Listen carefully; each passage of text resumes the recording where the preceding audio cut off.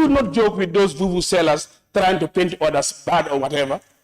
You call yourself that you are an active person, you're a political figure, or you have a position in a political party, calling this barbaric. These are people. Sometimes you wonder what type of human beings, what type of a society are we? And when we send them moving in their limousines and whatever, you think they are here.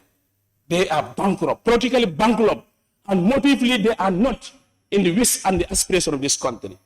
And we are saying, we want to make it very clear, for Islam we die for, and for Islam we remain, inshallah. Rabbi. And Allah says, "In tansirullahi yansurukum wa yusabbit aqdamakum." We understand.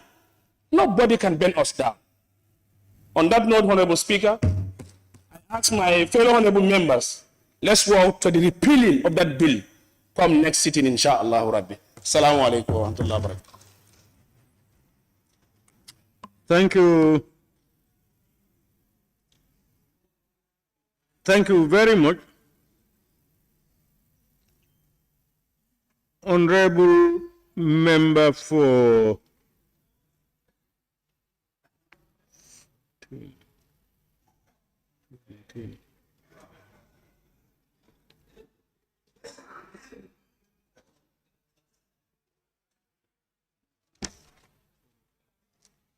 Thank you very much, Honorable Member for Foyi Kansala. I now invite the Honorable Member for Woolly East.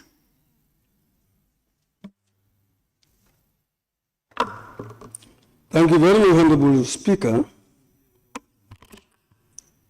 Honorable Speaker, let me join my colleagues to condemn the criminal act that was meted out to our security forces. It is a senseless act, it's a barbaric act, and we must discourage that in this country. This country must be a law-abiding country. And barbarism in a country, criminality in a country has nothing to do with the democracy. Democracy is meant to tailor that, to make this country better. Divergence in views is not a crime. Everybody is entitled to your opinion. That should be respected, Honorable Speaker. Honorable Speaker, we have in section 180 of the Constitution,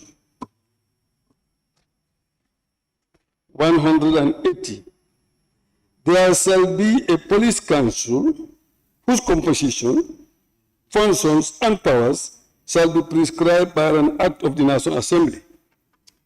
The following on that has been removed, but at least this part has remained there. So it means that we have a responsibility, and I would call on the Minister of Interior to spearhead this, to ensure that we establish this very important institution. Because these are the people who will help us to bring our police leaders together, to set direction in policing and drive progress for the public. We all know when a police council is established, it will give us feedback from the community to the police, from the police to the community. It is also meant to improve quality and facilitate the flow of ideas and improve the quality of lives and livelihoods of our people and assist in crime reduction. That is a very important institution. We have the Armed Forces Council, so we also need the Police Council. We need a council for them. Honorable Speaker, we must be serious when we budget things and set dates for development programs. We must make sure that we follow them to the letter. The Water Resources Ministry has drilled boreholes in all the constituencies in the provinces. But up to now, almost 3-4 years now, they are just lying there fallow. And those villages are very big villages. They are citizens of this country. You go to my constituency, a borehole is dug at Fodekunda. Fodekunda has more than 2,000 in population, 2,000 people. You have Sarabohum. And Sarabohum is supposed to join with Musakunda and Kanape. And there too, it's not less than 2,000 people. Saragubu is also another big community. A borehole is dug there. Belingaro, another big community. These people are now relying on donors to give them a tank, just a 2,000-liter tank. That cannot solve the problem in those places. And even, 1-2 months, it is broken down. They keep on buying submersible pumps. And those pumps got to spoil. On a continuous basis, they are spending money without really benefiting from quality water. Development must be equitable. All of us here have running water in our homes. The people in the provinces also are entitled to clean drinking water. You must take it seriously. Clean drinking water. They are human beings and citizens of this country. Honorable Speaker, health. Time and again, we raise this issue to the minister. And when the COVID-19 funds were here, we are promised that those health centers in the provinces will be upgraded, will be improved to ensure that, no matter what disease outbreak comes, they'll be able to take care of them without having to travel all the way to here. But we've not seen any improvement. Even though in Bajakunda you have philanthropists who are building very nice houses there, buildings there. Surgery could take place there. Minor surgery could have taken place there. And we are promised that a doctor will be taken there, and then these equipments will be taken there as soon as those things are available. But up to now, we've not seen any improvement. Fodekunda also the same. Fodekunda Health Center is a minor health center. But the promises that were given to us for improvement, upgrading, has not happened. So we are still looking forward to the efforts being made by the Ministry of Health. Honorable Speaker, Ministry of Works, in the budget, it is captured that from Bajakunda to Borokandakase up to the riverside of Piratenda, the road will be bituminized. But up to now, we've not seen any effort being done. We've not seen any sign of action. And then we are coming to the end of another year. And then we come and budget again, and then we go again for another year, no activity. So we keep on laying stones, and sometimes you forget that you have even laid stones in some places because of the delay. Honorable Speaker, we are informed that the work for that road has been transferred to agriculture.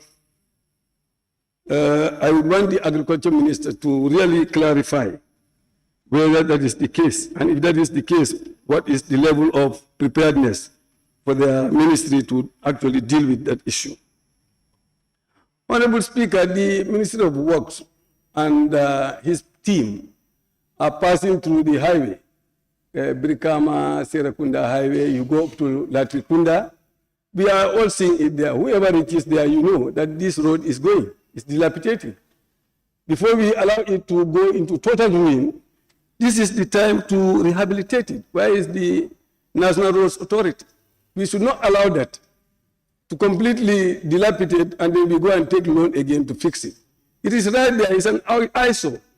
So we must take care of that. Fisheries, Honorable Speaker. My honorable member has mentioned the Gambia-Senegal Fisheries Agreement. That agreement has been...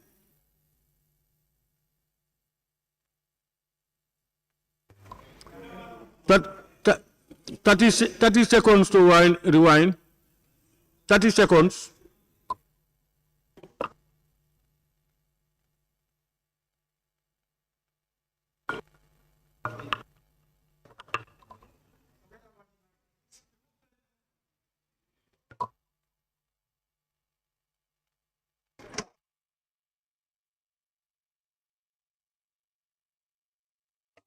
Yes, Honorable Speaker, I just want to say that that agreement, if it is renewed and we learn that it is signed, it should come this time to Parliament for us to ratify it. Scrutinize it very well to ensure that our fish resources are not taken away without any profit to us. That is my position. Thank you.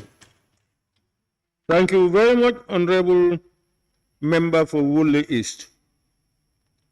I now invite the Honorable Member for Jara West.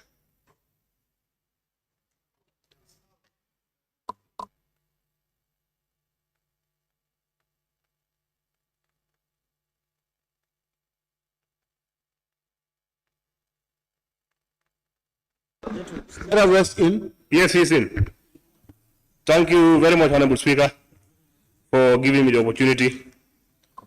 First of all, let me extend my deepest condolence to the families of our gallant officers who were killed on 12th of September. Honorable Speaker, without wasting much time, I still want to go back as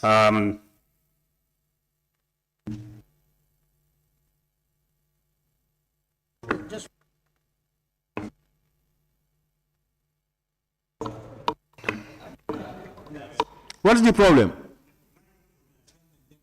Yeah? Is there any other mic by? Can you move to the next mic? Thank you very much. I was just saying, it is high time for us as people representatives to represent each and every citizen of the Gambia. By saying this, we are in a very sad moment as a country these days. So I didn't expect anybody to be celebrating or to be saying otherwise in this tragic incident that we have as a country. People talk of the executive, but I also want to put it to us, all of us, the parliament. Let's come with something and set a bright example on the individuals who killed these people. As parliamentarians, we shouldn't leave this thing to go like this.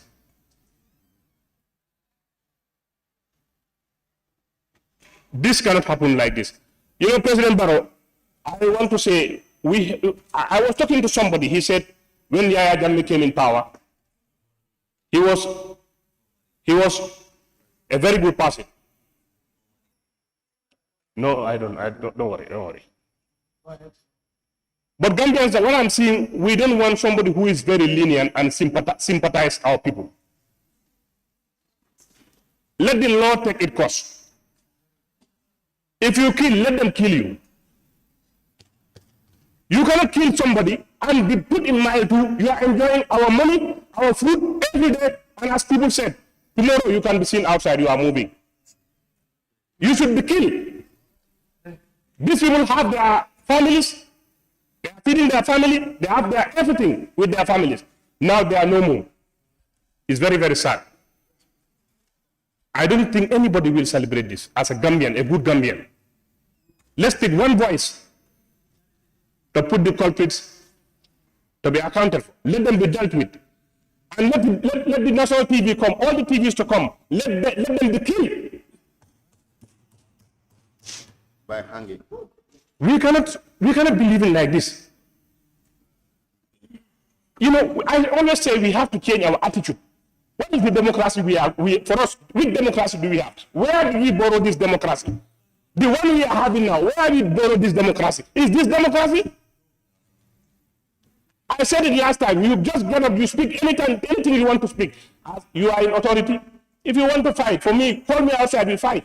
But you stand here, I see some people, they stand here, they say anything they want to say, because nobody can put you to something. Why? Don't do it outside. We are all men. La Manso. No. You know, how can somebody work from his house? These people are on the auction. We are working. You cannot kill these people. This is very sad. This is very sad. This is not a laughable matter. No. I don't expect you to be laughing. No. No one. This is not a, we are in a very serious moment as a country. Let's work together and see these people are killed daylight. This is very sad. Young boys, very young boys, when I see this, that day billahi I couldn't sleep. These people, as Gambians, it doesn't matter who is there. We are all from this Gambia. If this Gambia is better, it's for all of us. Thank you very much. It's just sad. I just want to make this short statement. But then the people with the investigators, you know, we are saying, now I said it last time, officers will go and arrest people and people will stand and fight them. That is very bad.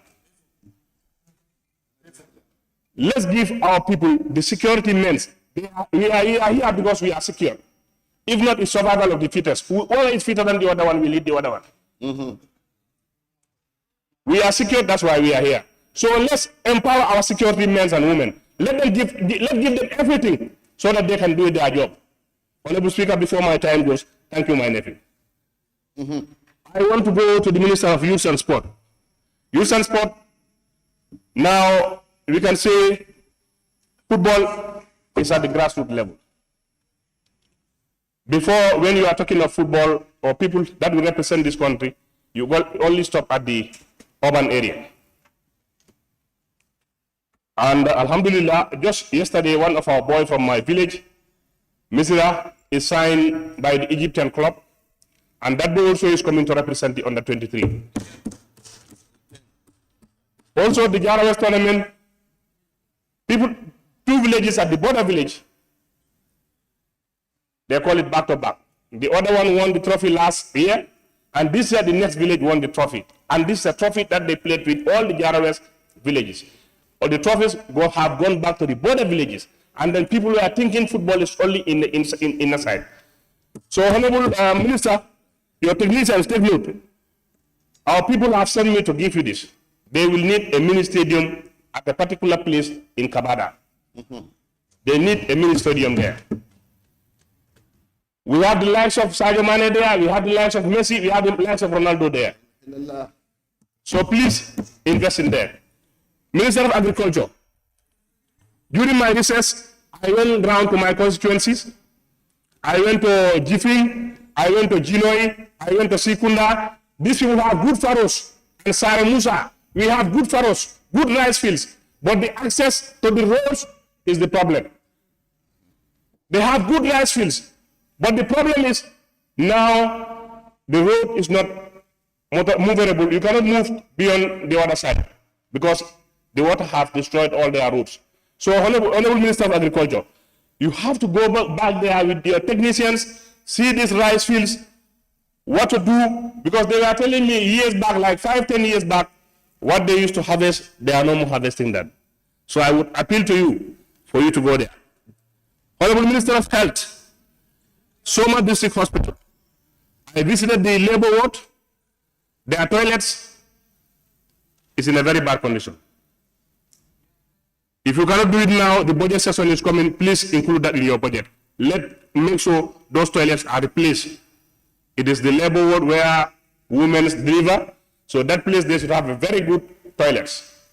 I will appeal to the minister, take note, if you cannot do it now, please, the budget session is coming, don't forget about them. Also, there are staff quarters. Some of the staffs have rooms, others didn't have rooms. So I will encourage you, they have started from their own arrangement to build some other staff quarters. Give them your support so that they will have enough staff quarters for their staffs.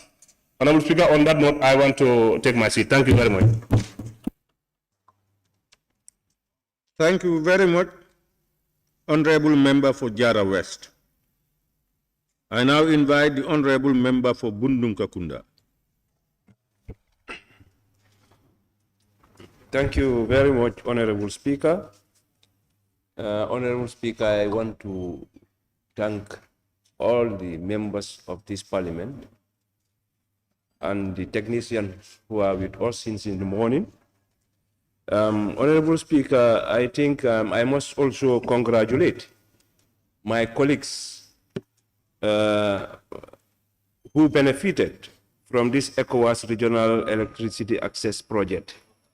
I think this is a very important project and is geared towards the government commitment to address the rural electrification, which I think is a right for every Gambian to enjoy access to electricity. But equally, we are also encouraging the government, especially, to also, lobby for a project that can also address water issues in all the rural areas. Honorable Speaker, before I go further, I must use the opportunity also on behalf of the people of Bundu to at least condemn the unfortunate incident that happened with our security personnel. These are things that, this is why all the time we said, if you are a leader and you are given a responsibility, you have to be proactive.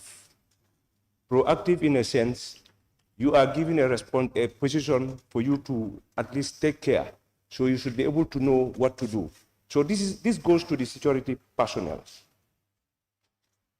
Because if you want to secure a country or a community or a town, you must secure your men.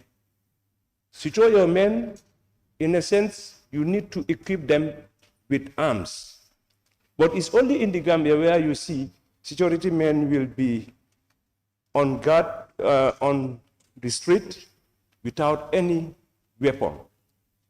So for me, even the traffic police officer should have a pistol with him. Because at the end of the day, we want to secure our country. And these are security personnel. So you cannot just be armless. A civilian can come with an arm and hurt you. So I think this is a good lesson. Is a lesson for us to learn. But equally, even that day when the debate was happening, I just prefer not to talk about it, because when a team came to KMC for this security reform, this is one of the recommendations that I gave to them. So, but it's like, I don't know for what reason, but I think it's high time they try to, at least try to equip them with arms and stuff like that. So, but basically we must also, pay our condolences to the families. And to the lady, we wish her a speedy recovery.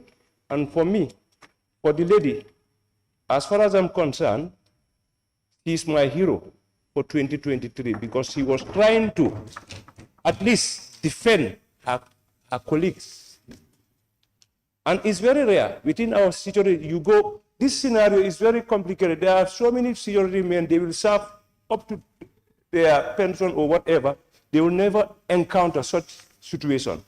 So basically, for me, I'm recommending her as my hero, as a woman. So, Honorable Speaker, the reason why we are all here is for us to come together for one common goal, that is for the development of the country. This is why all of us, when ministers come here, we will bring the concerns of our people for the government to take responsibility to see how best they can address it. That's all. Because at the end of the day, when I hear people, political differences, for me, I don't believe in that. Because politics, we just have to understand, it's just a belief. But what is more important that should bind us together is being a Gambian. This is why I learned a characteristics that I want to say. Now it's high time we try to inculcate and build the Gambian characteristics. The Gambian characteristic is whatever we do, it should be people-centered, love your country. If you are given a responsibility, be ready to serve your people and take responsibility of that position and respect your subordinate, and the subordinate also should respect you. That is, the subordinate, they should respect their leader. Because we are in a situation, sometimes things will happen and we'll start blaming. All the time, as a good citizen, all the time, whatever happens, be part of the solution makers. And all the time, try to at least leave a good legacy. So for that being the case, Honorable Speaker, this is just something that I just want to put across, that we are together as one Gambia. We are here to at least address the issues of our people through representation. Honorable Speaker, to the Minister of Works, basically the issue of water, everybody knows it, and I must thank everybody for the solidarity, because I know Bundu, the issue of water is a problem, but so far so good. I must thank the ministry, because so far so good. Minister of Petroleum, rather. You know, because I was fortunate to discuss with the president, and since that day, there's a great effort by the ministry and NAWEC, which I'm hopeful that if everything goes well, it will be okay. So definitely we must use the opportunity to thank them, because at the end of it, this is why I am here, to appeal the issues of my people and its address. That's all what I need. I'm not here to do any other thing, just the concern of my people, to bring it here and they respond to it, and which has been done. So I must thank the president and the ministry and NAWEC for the response. But equally, I must also thank the Ministry of Works. As you know, Bundung, our road project was delayed, but so far so good. As I'm speaking to you, there is a very good team that are working, so we are appealing to the ministry, let them try and maintain the team, you know, at least so that at least the work can be done, you know, in a very speedy manner. Honorable Speaker, to the Minister of Health, we want to thank him for bringing a very good generator.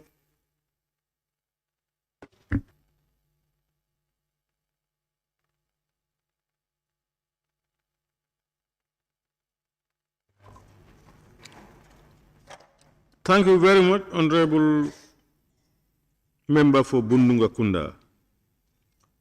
Honorable members, I now invite the Honorable Member for Sami. Thank you very much, Honorable Speaker, for giving me the floor. Honorable Speaker, I want to thank the technicians here present in various departments. Honorable Speaker, I also want to condemn the killing of these innocent policemen, and may their soul rest in perfect peace, and may the other one have speedy recovery. Honorable Speaker, we have to be very careful. This country belongs to all of us. If you are digging a hole, you have to be very careful. You don't know whether you'll be the first one to be in that hole. This belongs to all of us. Honorable Speaker, this country, what we want right now, we all know the situation of the country. The basic commodities are very high. The rent is very high. What we need now, Honorable Speaker, we need general salary restructure, so that those who are receiving little, they can also receive more. The police, the teachers, their salaries are very small. A house rent, just look at 250, as the other speaker said. where in this country you will go. If we cannot increase the salary, Honorable Speaker, we have to look at the allowances, the house rent. We have to look at that. For colonial years, still now, the same amount. We should try and look at that. And I'm appealing to all the honorable members. Please, let's look at the house rent. Let us try and increase the house rent. It will help. If we cannot increase the salary, but we increase the house rent. Honorable Speaker, we also have to look at the draft constitution. The most important document is the Constitution. All what you are saying here, when we have a better constitution, draft constitution, that was thrown in this house, and it is the National Assembly members that throw it. This is why your role is very critical, Honorable Speaker. Our role is very critical. We have to be very careful. I always say that here. These technicians, when they come, they just want to see what is in them. It is left to us to look at it critically and see whether it is going to help our people or not. We are their mouthpiece. This is why they send us here. They cannot say anything. It is we who are here, Honorable Speaker. This FGM, it was passed here in this very house. It was passed in this very house. Please don't distract me. Please, no. Don't. It is passed in this very house. If you are not careful, if you pass a bad law here, you might one day be there as a speaker. You might one day be there. You might one day be there. So, Honorable Member for Sami, I want to hear what you said about what I'm saying, if you pass a law, any honorable member pass a bad law, you may one day be there. You may one day be there. That's for all of us. I can be a speaker. He can be a speaker. Any other person can be a speaker. So, why you want to repeal it, the FTM? It doesn't go well. These are people, Honorable Speaker. So, honorable members, please, next session, let us try and repeal this law. It's a bad law for our people. Let it be open. Whoever want to do it, you do it. Honorable Speaker, I want to thank the government. This present government, I want to thank them. Good number. If you go to my constituency, many people have electricity. Yes, many people have electricity, and there are other villages that did not have. I want the government still to look at those areas so that they can have. You have good roads, there are roads there, but still there are other roads that are still not, and they have already inaugurated. So I want them to, please don't distract me, please. Okay, now, with regard to the challenges, Honorable Speaker, Bansam Ferry Crossing is a nightmare, as the other honorable member said. And the honorable member for Nianija stated, CRR North is at disadvantaged stage. The whole CRR North, no major hospital, it's only Bansam. And the ferry is, since colonial time, people are pulling. Huh? Honorable Speaker, I think that has to be looked at. There's a project at Karantaba, Monko Park, tourism. They need to look at that project since 2022. That project, still now, there is nothing completed in that. Honorable Speaker, agriculture, livestock. I always used to say, is two things, crops and animals. But look at those who have done the crop science at Gambia College. When they finish the crop science, they employ them. But those who have completed livestock assistant, they don't employ them directly. Some of them, before they pick up a job, they suffer. Those who have done livestock assistant. So I want the chair for agriculture to engage agriculture, PMO, why those people are not employed directly. Why? Why? The chair, please, engage the PMO, engage the agriculture, why those who have completed livestock assistant are not easily, employed. And those who have done crops are already employed. Direct employment. And you still say that, yes, that's why I always used to say you have to separate these two, livestock and crops. That's my thinking. Because all the budget goes to, crops. And if the crops did not do well, they don't cater for the animals. We all suffer. Honorable Speaker, health. Health is still an issue in CRR North, as I put it, particularly in Same. Look, particularly in Same. Please, just leave me, particularly in Same.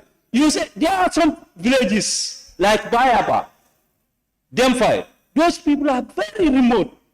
I think the health should try.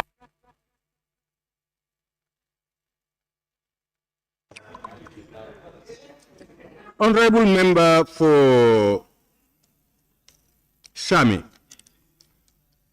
Honorable members, no, your time is gone. I have even taken over. Honorable members, we must be very mindful with some of our statements. It's not a blanket statement that we can make. And we should always remember, always remember that we are not dealing with angels, we are dealing with human beings. Always at the back of your mind. That some people who shout loud made blunders yesterday. So to err is human.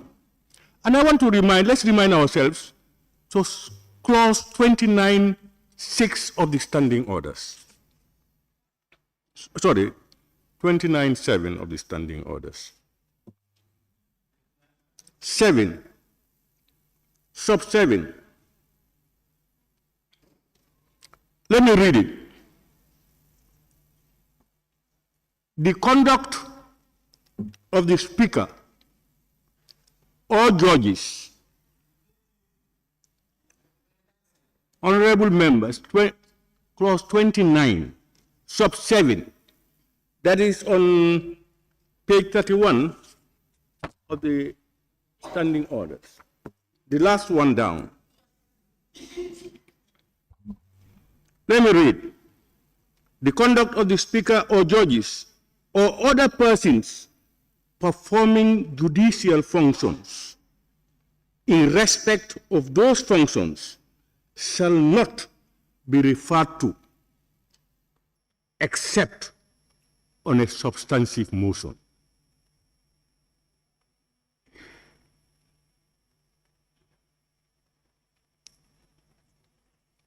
Honorable members, I will now call on the Honorable Member for Fonyi Jarol.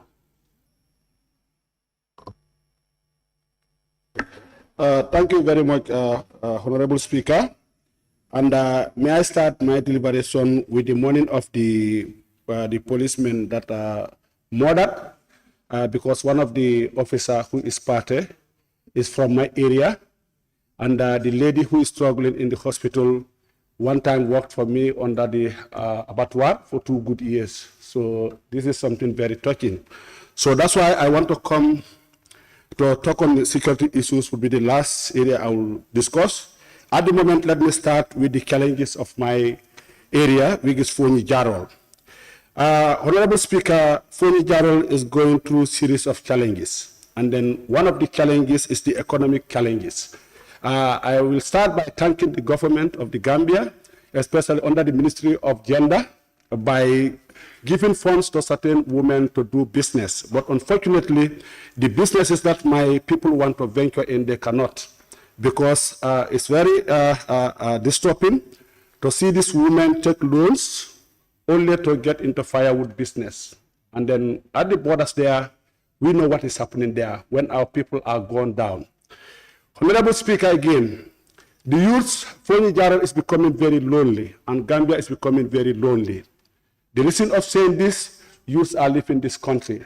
Last Thursday alone, 8 buses left for the back way. They've gone. Every day, every week, a youth will call when he is outside Gambia to say that is around Algeria or Libya. And then the women of my area or the people of my area would be selling their domestic animals or their property to be sending money to these people. When those who already finished school are without jobs. So this is another challenge for my people. And then security in my area is also another challenge. Alagie police station, very unfortunate, an incident to happen around Kampasa. They are without a vehicle and they have to hire a motorbike to put fuel there to go and then witness this scene. Sometime before they reach there, Kampasa is already at the border. Maybe the culprit has already gone into Casamas.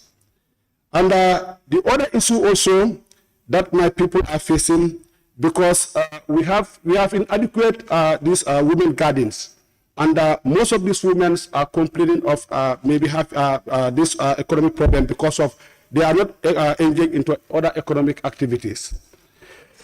And I would want government also to look into this, because the illegal migration is definitely alarming. I am very much disturbed, because every day one of my people, and I know all of us here at the National Assembly, most of us here are facing the same problem, because they are calling us to help them. And then how do we sort out this problem? This is why I say that the people we call our partners, I think we need to engage them. We call it illegal migration, but when you go to the UN Charter, I think it's spelled out, that free movement of people. So I wonder if these economic migrants are traveling, they end up in asylum camps where they are detained, where their people have spent thousands of dollars, are returned back to the country. So government need to stand for it. Honorable Speaker, let me get into the management challenges also that this government is going through. Well, at the moment, we can point to the recent directors, permanent secretaries, or ministers. Some of you inherited the problems that you are going through. And then we cannot also blame you for the under-resource of your institutions, because I have been going around trying to find out some of your requests or your budget for the year that has been approved. No single institution even told me that they've already got 20%. All is below 20%. So which means that's our problem. But again, if you look at it, where I'm going to blame the government, you look at how these resources are managed, how these funds are managed, looking at this audit report, almost a $500 million is unaccounted for. So now if we are approving budgets, even what we have approved for, institutions cannot get that funds. Imagine now the $500 million that is already, they have that in hand, also disappear. We could even create employment for our people. Because of time, I think I have to rush to security, because I tell you this incident that happened, it hurts me more than any person in this campus here, because one of them is from my place, the other lady worked under me 2 years, the one struggling in the hospital. Why are we going through these security problems? The Honorable Fofoni Councillor has mentioned a lot of issues that we want to deny. That's why I always say that we are looking back too much, and then we don't want to acknowledge the realities, because we have stripped the powers of the NIA officers. We have stripped down the powers of the police officers. We have stripped down the powers of the army in the name of democracy. Now we have started paying heavy prices. Now we want to blame the police officers. Imagine a police officer on night duty is not even armed, only holding a baton to go and fight a criminal. Now they've gone him down. All of us are here to make, and others are here to defend. What has happened here? This was what, that's why a lot of people call me to ask them to forgive them, to forgive them. They apologize and they say, let me ask them to forgive them. which I'm extending this message to the ex-president, that people are saying that let me ask you to forgive them for all the labels they put on you, that you are a murderer, you are a killer. On the whole, this is a Gambian problem, this is a Gambian attitude, because the same thing continues. We have completely neglected our security. I always speak here since day one. This is why we are now going under serious problems. And then we have to correct these issues by arming our people and respecting them. We have to give back the powers that the SIS have before. We have to give back the powers that the police have before. We have to give back the powers that the army has before if we want this country to be secure. But in the name of democracy, sometimes I cannot even define the democracy of this country. It's completely different from the Western democracy. Because in fact, when it comes to our laws, they are pushing us to put in certain things that is not our culture, that is not our tradition.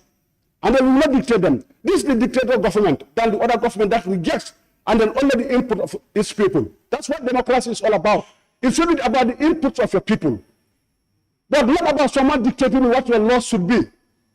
Now we are under the criminal. We are not controlled by criminals. Everyone now is scared. Now we have started talking about security. We are now under the control of the criminals. This is what we wanted. Because before, if you report to NIA, only 5 minutes if you live there, you try to avoid problems completely. But now people have become men and brave people since 2017. When 1994 to 2016, there was only one brave guy. Everyone was running leaving this country. But now because of this new democracy, we have almost now 1,000 brave men watching all this chaos in this country. People can release odious, tribal odious, hate odious. No one even has a sense of direction in this country now. Look at the administration of this government. Our SIS, even if they go to arrest.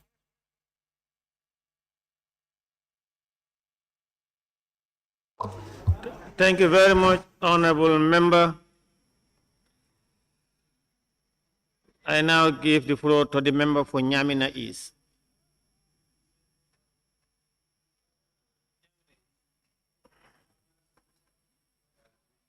Nyamina East is not here. The member for Kiang Central.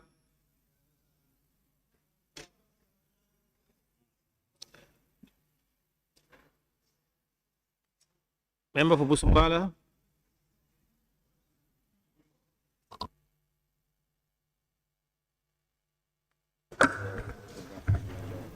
Thank you very much, Honorable Speaker, for giving me the floor.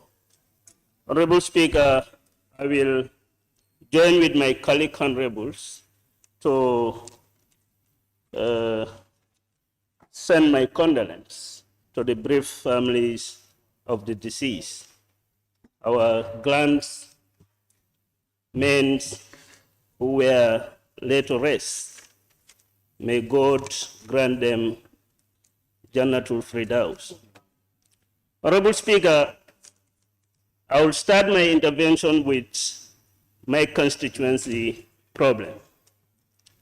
Honorable Speaker, I want this August Assembly to take note that Busumbala constituency has been very generous to the Republic of the Gambia.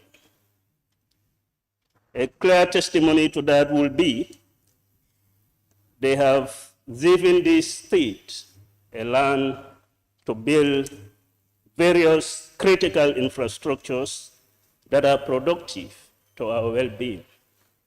One among that is the airport of the Gambia, the police training school, NIA training school, the army barracks, and the recent allocation of land to members of this August Assembly. Having said that, Honorable Speaker, we want that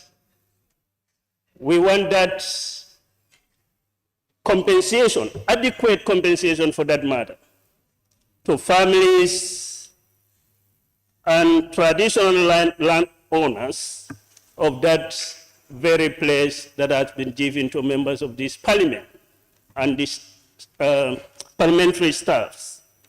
There are family members within my constituency that approached me several times on this issue. We are saying Gambia government should adequately compensate them so that they will get the benefits of their landed property. We understand state land acts. We also understand the constitutional provisions regarding the land appropriations. But then we are saying the same provision also caters for adequate compensation of landowners. So let them be compensated adequately. We also want some development projects in our area.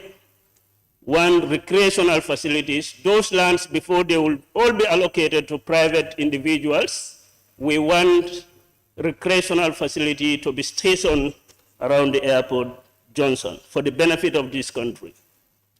We also want the women gardeners in BANJUL to be considered for proper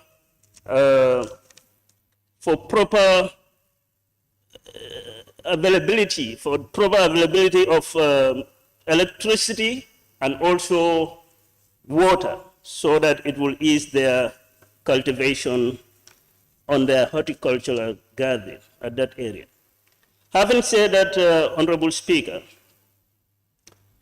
I may not talk about the recent killing. As I understand today, the matter is before the court on this issue. But what I want to say is, like, we have seen the report of Human Rights Commission on non-compliance of Gambia security forces, particularly the Gambia Police Force, on Section 19 of the 1997 Constitution. In essence, what we are saying, they are giving disregard to this very important provision, thereby abusing people's rights to liberty. The Constitution is very clear in Section 19 that people should not be subject to arbitrary arrest and detention. But we have seen these recent passes, the Gambia Police Force are dwelling into that, arresting people and detaining them arbitrarily. We started with Nene Frida Gomez, Gilbert Gomez, Ismaila C., Mohamed Sabali. All these are persons who are subjected to this arbitrary arrest and detention. We have seen even several demands and were made to government when Sabal was arrested in connection to shortly after the coup, that his statements are no more, infringing the rights of anybody. His statements are political statements. We want the government, and the government just went and arrested him, detained him over 72 hours. These things need to stop now. We have seen this incident also when it happens. Political actors were arrested, and they were detained beyond 72 hours. We are sending a strong signal to Gambia Police Force that they are policing the whole Gambia, not a political party. They are there to police Gambian and non-Gambian that are residing in this country. They are not to take directive from political opponents to use it against other oppositions. Let them stop that. And we have seen in this country also, the police are brutally, torturing some political figures, and nothing comes out of it. We have seen it here. A police officer with a gun threatening a political figures in this country, and the matter is reported at the Inspector General of Police, and nothing comes out of it. We have seen in this country police officers brutalizing our own citizens, and the matter is reported at the police to the IGP's desk, and nothing comes out of it. Let the police stop been biased in performing their primary responsibility to secure life and properties of this country. I told the Deputy Inspector General on his briefing last time that if you want to politicize this issue, you are not helping the country. Investigate it professionally. All those who are responsible should be brought to book. But don't politicize it. And this is my warning, and this is my message to him still. Gambia Police Force should be professional. They should not be partisan in their investigations. They should not be carried by...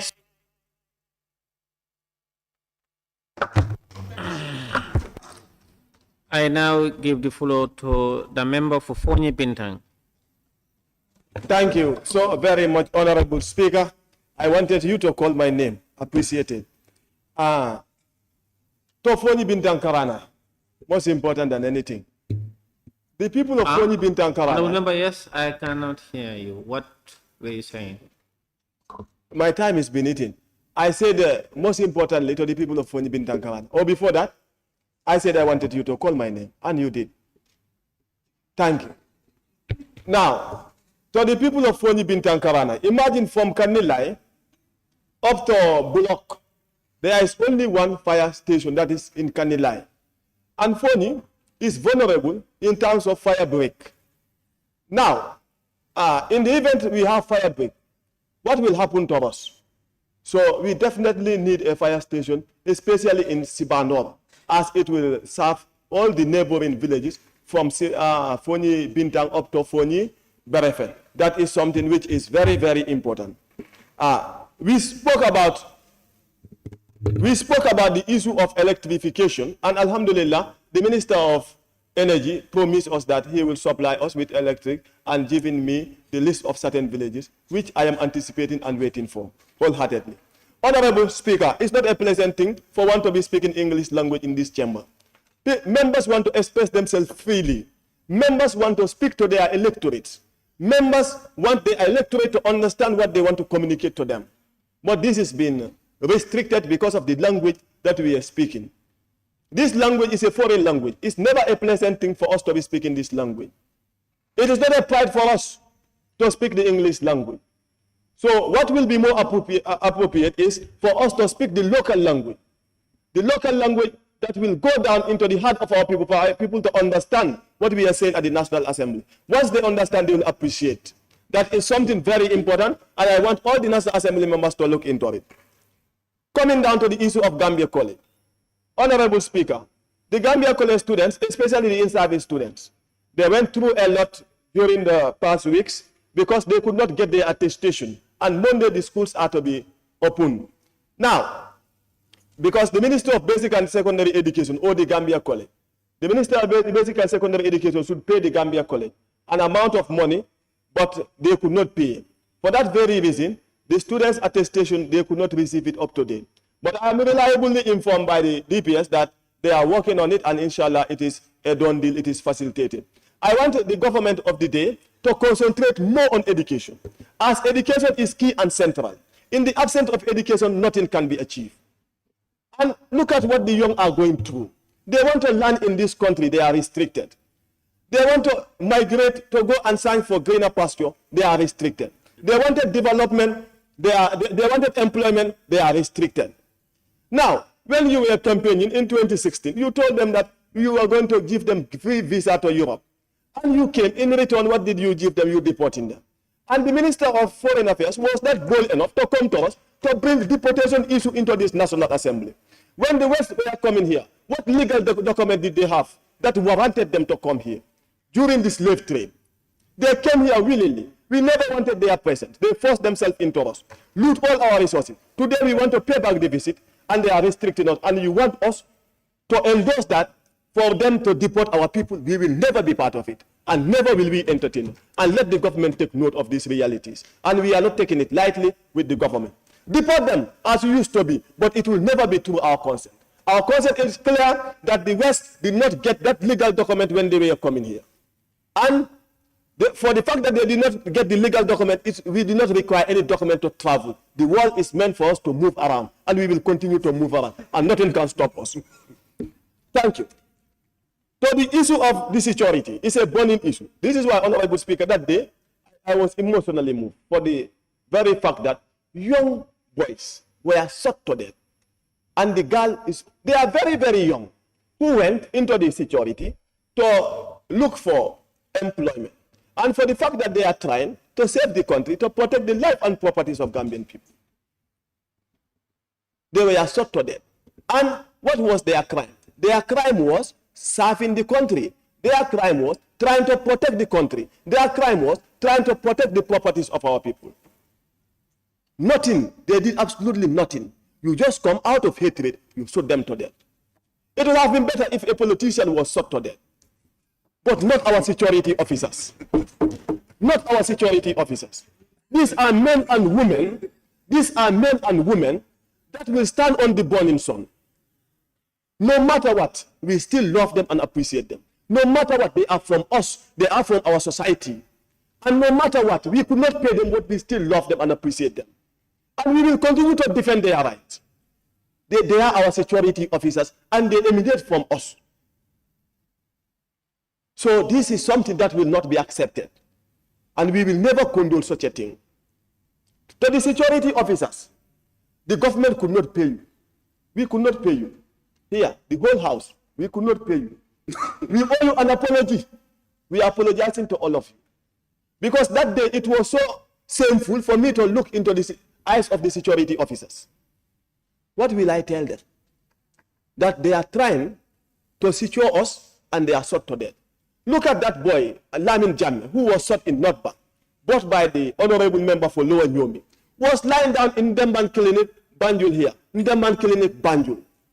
For almost 4 months, this guy is no attention, full attention was given to him. Alhamdulillah, the IG tried to the best of his ability. But to the Ministry of Health, nothing absolutely. That guy, 3 operations was done on that guy. Still, he was trying here. And they left him there like that, who was on his national duties. But to the gun heroes, I said, وَبَصِّرِ الصَّابِرِينَ الَّذِينَ إِذَا أَصَابَتُهُم مُّصِيبَةٌ قَالُوا إِنَّا لِلَّهِ وَإِنَّا إِلَيْهِ رَاجِعُونَ. Allah said, give glad tidings to those that when disaster strike them, they say, to Allah we come from, and to Him we shall return. And may Allah reward them Jannatul Firdaus. I thank you all for your kind attention. The member for Banjul North.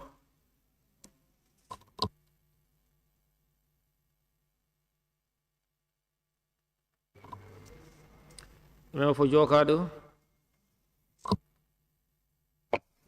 Thank you very much, Honorable Speaker, for giving me the floor. Let me also join my colleagues to send my condolences to the bereaved families of the late security forces who have fallen down a few days ago. It was so horrific, so barbaric, and we are all here to condemn it. And we don't want such to happen anymore in this country. Honorable Speaker, as we start the adjournment debate, I will be starting with education for my constituency, that is Jokadu. I'm saying a big thanks to the Ministry of Education and her staff for ably constructing a new classroom block for Munyagin Basic Cycle, and the work is already completed. And I'm still appealing to the Honorable Minister to help us, at least give us another senior secondary school, because Jokadu is a big constituency, and then we are having only one senior secondary school at Kuntaya, which is on the highway, and then most villages are in the interior. And there's a community called Kir Amadou Basic Cycle. I would love the ministry to look into that so that that school can be blessed with a senior secondary school, because the catchment area that surrounds that community are many and they are very far from Kuntaya. So I would love a senior secondary school to be built in Ker Amadou, basic cycle. Honorable Speaker, then I move to health. I also say a big congratulations to the Ministry of Health for giving me another health center. Jokadu was having only one in Kuntaya, and now a new health center has been built in a community called Kisemajao in the interior. That health center also is almost completed, and then we're still appealing to the health post that was also mentioned for Jokadu, which is supposed to be built in a community called Medina Mudum. We are still asking the Honorable Minister to tell us how soon that project also will start, because the land has already been allocated, and then the paperwork has been done, and it is already transferred to under the Health Ministry. The community is just waiting to see the project started. Honorable Speaker, then to electricity. There was a comprehensive list that was requested from me by the Minister of Energy, which I did. But after going through the list, I can see that there are 8 communities that are exempted, that were in the list, but they are not indicated in this list that he has submitted. So I am appealing to him to also reconsider those communities so that they also will be able to benefit from this electricity project. Honorable Speaker, the Minister of Fisheries and Water Resources.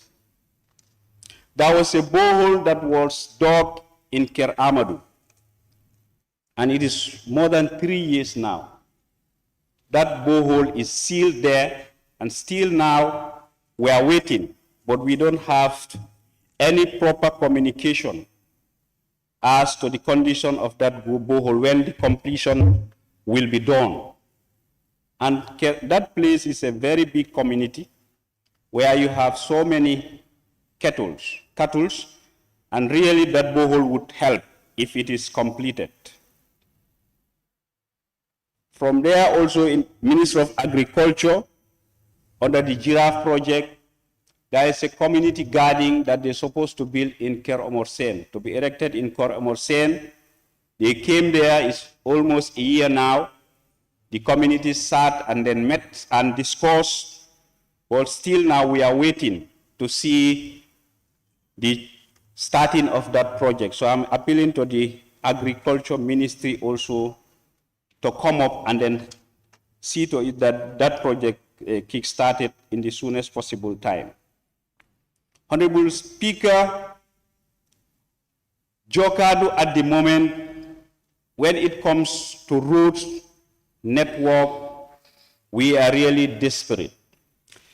I was here since 2017, and I have talked about the bad road conditions which are in Jokadu in so many gatherings. I talked about these roads in adjournment debate. I write questions about these roads. I've gone to NRA on several occasions. They have gone there for several surveys. I went to the ministry, but up to now, nothing has been done about these roads. And the people in that area, they are really suffering. These roads were built since 1985, and they are completely washed away. They are no more motorable. They have big gullies. There are communities which, since this rainy season started, you cannot access from one community to another. Imagine how about if they have women that's supposed to go to Kuntaya for labor. It's very difficult for them. And definitely, my people told me that they are not taking this thing very light. with this government. Because if you could remember, Jokadu is among the 2 constituencies where this NPP government tested their power when it comes to election. And then they won. But still now, people are talking about these roads, but nothing has been done about this road. So what they told me is this year, the slogan in Jokadu is, no road, no budget. No road, no budget. And by extension, and this is very serious, I'm not laughing, I'm on a serious note, come 2026, no road, no vote. I'm very serious. The one that I'm talking to, they know. Jokadu was voting for the incumbent. And then the incumbent, we want roads from the government because we are part of the Gambia. Because all the roads in Jokadu, at this juncture, when you go there and then you see them, no, you will wonder why these people are supporting government. It's so disheartening. Thank you very much, Honorable Member, and the people of Upper Nyomi and Jokadu as well as Lower Nyomi. I understand the Hakalan Road stretches as far as Jokadu, and that stretch of Jokadu, they are very grateful to government. Thank you.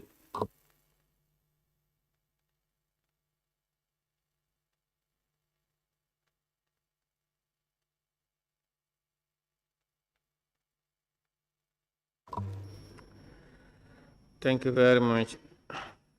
I now give the floor to the member for Banjul Central.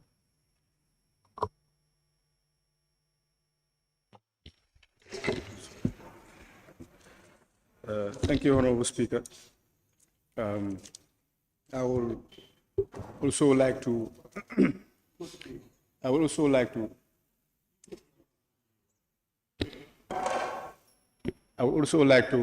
add my voice in condemning the recent shooting of our police officers that led to their fatalities. And we are still mourning as a nation. And the process is still ongoing, the investigation is still ongoing. So I wouldn't want to delve much into the issue. But there's something that I pay notice to that I really wish to share with this august body. I've been seeing a lot of back and forth from both sides of the coin. I think what's happening currently is as a result of how we are as politicians. We've politicized and polluted the entire system. So whatever happens in this country, it will be based on which side of the coin things happen from. That's the reality. I think we have to face it. When it comes to the regulatory remarks, I think looking afar from an independent perspective, I'm seeing derogatory remarks from both sides of the coin, and that's the reality. That's the thing. And I think we have to really look at ourselves properly. Because I always tend to say this, the way we act as politicians, the things that we say, our characteristics, those characteristics also depict how our people, the ones that follow us, that's how they'll be as well. So we have to be very mindful as to the things that we utter, how we conduct ourselves. We all can have things our way all the time, right? And I think at some point we also have to have respect for us, for each other. And I think in this August Assembly, a member did make mention of it, that there was a period, there was a time whereby we all were together at some point. Everything was nice and flourishing. Well, and nobody complained, right? There was a time when both parties were in the same boat, and all parties were enjoying the amenities and the privileges of governance. So I see no reason why all of a sudden, once we part ways, we tend to see things from a different perspective and tend to politicize everything at our own convenience. I think that's very illegitimate, and I think that's very irresponsible from our sides, and I think we have to do this from it. Thank you.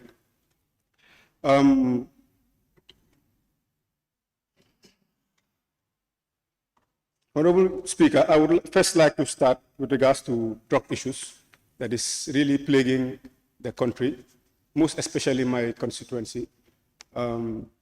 This drug issue, I did ask the Honorable Minister yesterday when we were having our orals. Most of his statements were based on the idea of cannabis and stuff like that. But I think there was even a publication from the league, the PRO said that the biggest inception of illicit drugs from the post office were the drug called ecstasy.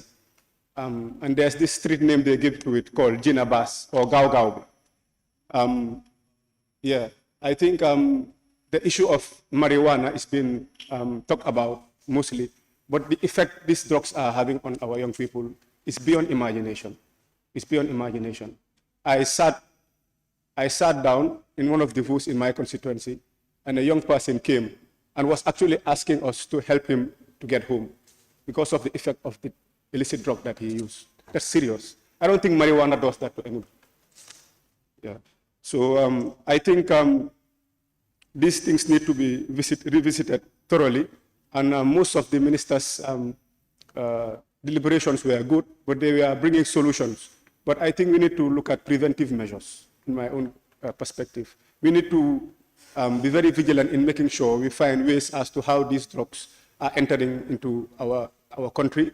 And also we as community leaders, anywhere that we see, have entrusted certain people in my constituency to be on the lookout for people that are bringing these illicit drugs in my constituency. And I've made it very clear in all the booths that anyone that they even suspect to put that to my attention, and I'll make sure I do the needful for these people to be apprehended immediately.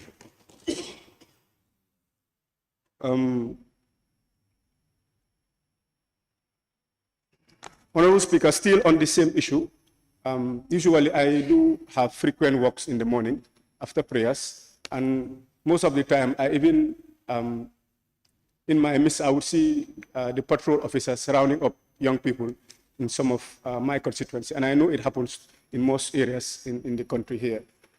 These are small substance abuses. They are not the big people bringing these illicit drugs. And time again, we've been seeing big publications in our news outlets having big drug busts, but still, I haven't still seen any of the culprits being put to book.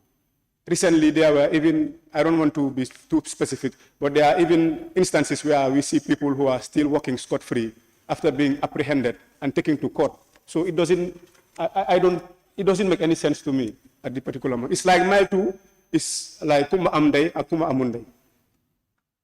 That's how I see Mile 2. Like, the only people that are in Mile 2 are those that are poor and cannot afford things for themselves. Honorable Speaker, I would like to touch a bit on a youth conference I was invited at. It's called the BANJUL Youth Diplomats Conference recently. It's an initiative put together by young people from the entire country. Part of the resolutions they made, and this is something that they've said that I should raise here in Parliament, that the CSOs, they want to have an interface, direct interface, with no strings attached with the President of the Republic. So I would like to put that through, Honorable Speaker. Also, Honorable Speaker, in terms of domestic issues plaguing Banjul as a community, someone made mention here, the issue of rent is also being a big barrier in our day-to-day activities, because currently we are having a large mass exodus in the capital city, which should be the beacon and the hope of any country. Any country that you go, the capital city has to be top-notch. I think it's only in the Gambia here, whereby you can compare the capital city with any other place here in the Gambia. Looking at things from afar, from your perspectives, especially those in the rural areas, they will see Banjulians especially as elitist. But most of the things you guys are complaining, we are also feeling the same things. We have power shortages, we have water shortages, among other things that are really proving very daunting for us. And I think these issues need to be raised. And also, the idea of friends also, I think this August Assembly need to look deep into it, because I don't see anywhere in our laws whereby it said that you have to pay 6 months in advance, or you have to, oh, my time. Thank you very much, Honorable Member. The member for Janjambure. The member for Lower Nyomi.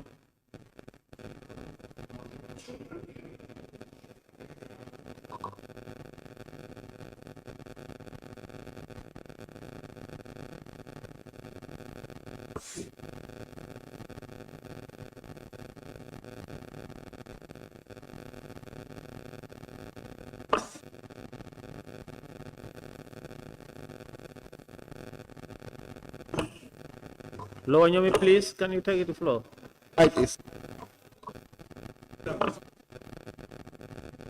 Yeah, can you shift?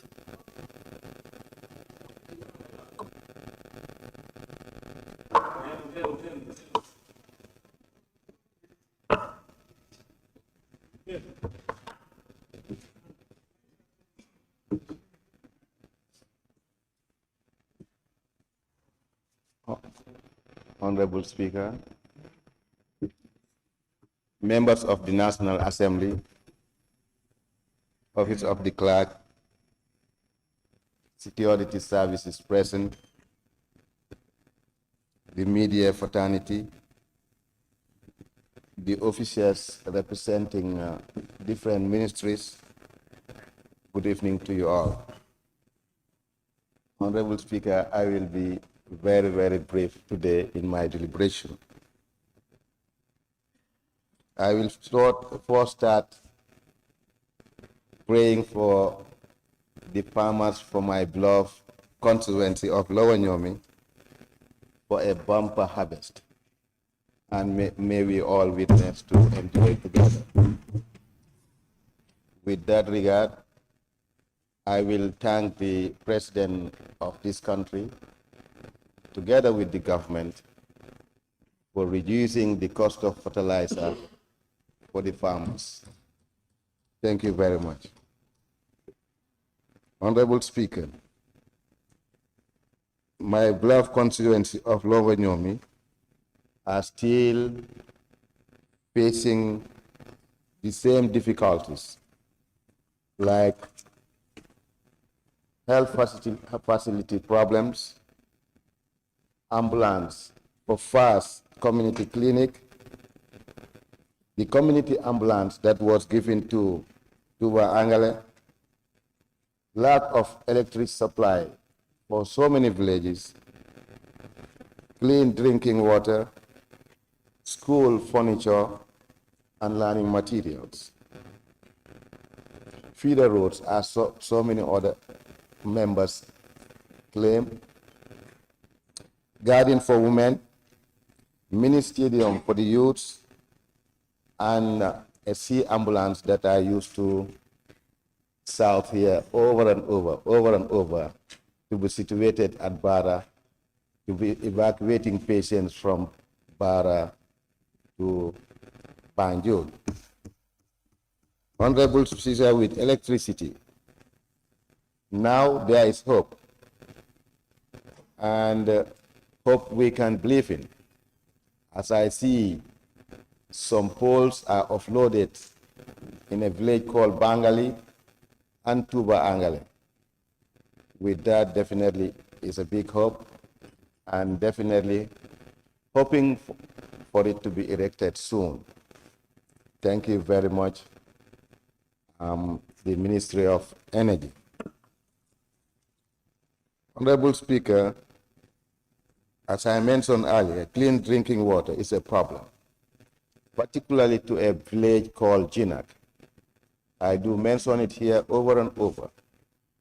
This village have been suffering since colonial days. For them to get clean drinking water is a problem. I always mention, the water they drink, they buy it. The water they cook their meal, they buy it. This is very, very serious. I cried it out here over and over, but no help. No help. It's very, very serious. And the member for Central Baribu can attest to this. because he is a living witness. He used to live there for some years. Definitely those people are suffering and appealing to government really for them to be helped with clean drinking water. Honorable Speaker,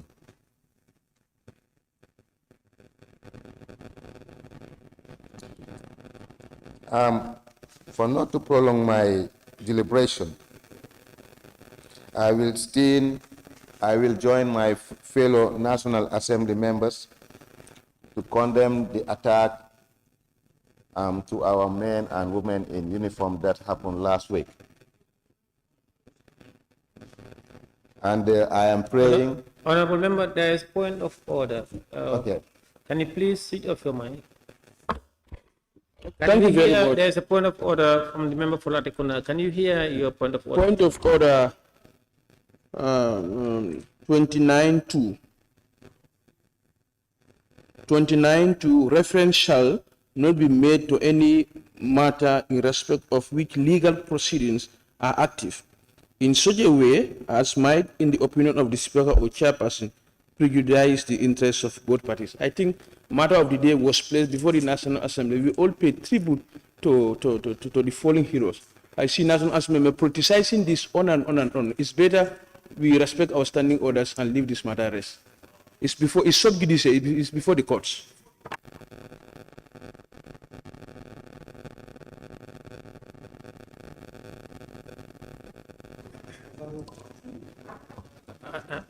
Honorable Member, I am not sure if the matter is before the court.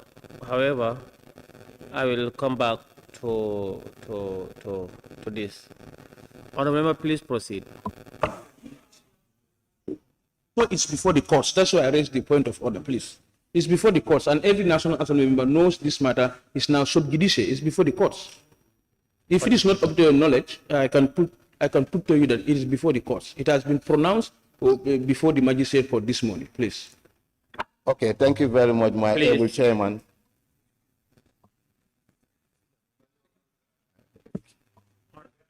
Honorable Member, to be honest with you, I am not aware of the matter being before the court. But nonetheless, I said I will come back to the matter and make my ruling. I will come back to the matter. The member for, I will consult and come back. That's what I said already. I said I will come back and later. So that's, yes. Honorable Member for Lowanyomi, please continue. Thank you very much, Honorable Speaker, and thank you, my able chairman. I know you wanted to distract me, but no problem with that. But that will not stop me from praying for the demise. May their soul rest in perfect peace. And may the wounded individual to be recovered soonest.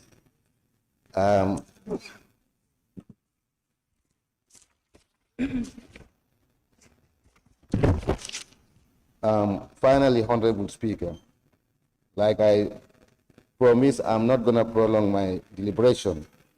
I wish all of you a happy Mauludun Nabi in advance. Amin Ya Rabbal Alameen. And then, on that note, I thank you all, and then I beg to take my seat. Thank you very much. Honorable members, as I said earlier on, because I was in Soso, I wanted to confirm with my aides, and I've been informed that they can confirm that the matter is before the court. And however, I took note of the fact that members are not dwelling into the details of the case. They are only sympathizing with the victims as representative of the people. However, we are framed by law from together with matters or issues that are before the court of law. That's my ruling. Thank you. The member for Lower Saloum. Thank you, Honorable Speaker. You have the Speaker has made a ruling that those one who will go, you will allow them to speak first, but none of them are here. Most of them, sorry. Honorable Speaker, thank you for giving me the floor. Honorable Speaker, we are here to represent our people. And again, we are all using the same passport, the same color, ID card, the same thing. This is why we are called National Assembly members. Politics doesn't take any country forward. I beg my colleagues to allow the due process of law to be taken. Honorable Speaker, I will go back to my parliamentary question that I have made here for the Minister of Communications, Digital and Economy. Honorable Speaker, the reason why members are asking questions, whether you know it or not, or whether you want to admit or not, they have their facts and they have made their thorough research to a particular question. So I think to build these nations, we allow things to flow well, Honorable Speaker. The question was 287, 203, member for Lower Saloum. Honorable Speaker, could the Honorable Minister for Communication and Digital Economy frankly tell this August Assembly whether it is true that the International Gateway provides solid cash flow to the company, Gamtel, in hard currency and healthy foreign exchange reserves for the government? If yes, Honorable Minister, can you if yes, Honorable Minister, explain from 2012 to date, what is the total revenue collected and what caused the liberalization of International Gateway? With the Honorable Minister trying to dilly-dally my questions, and the Speaker of the House trying to protect him of giving us false information. Part of the question was answered, and part was not answered. My request was to know the revenue. Honorable member. Yes. Honorable member, you don't make those blanket statements without evidence. No, of course there's evidence. Listen, sit down. Honorable member, you better learn the ethics of parliamentary procedures. What is my interest to protect somebody?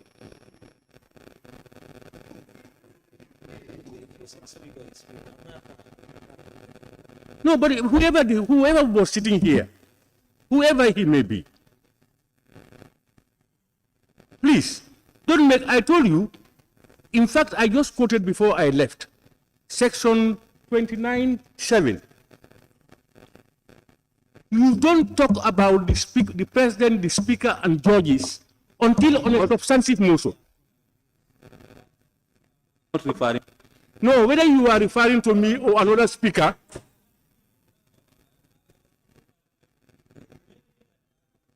no. What I'm saying is, you see, when you talk about speaker, it means honorable. What I'm saying is honorable. You see, I'm not talking about honorable. Please, honorable, please. You see, it's not about me. It's about the office of speaker. If you look, listen, honorable, please. Honorable, please. Sami, honorable member for Sami. please, when the speaker is speaking, you don't talk, you sit down. No, at all times, please, that is the standing order. When I am talking, all else sit down, and nobody talks except with my leave.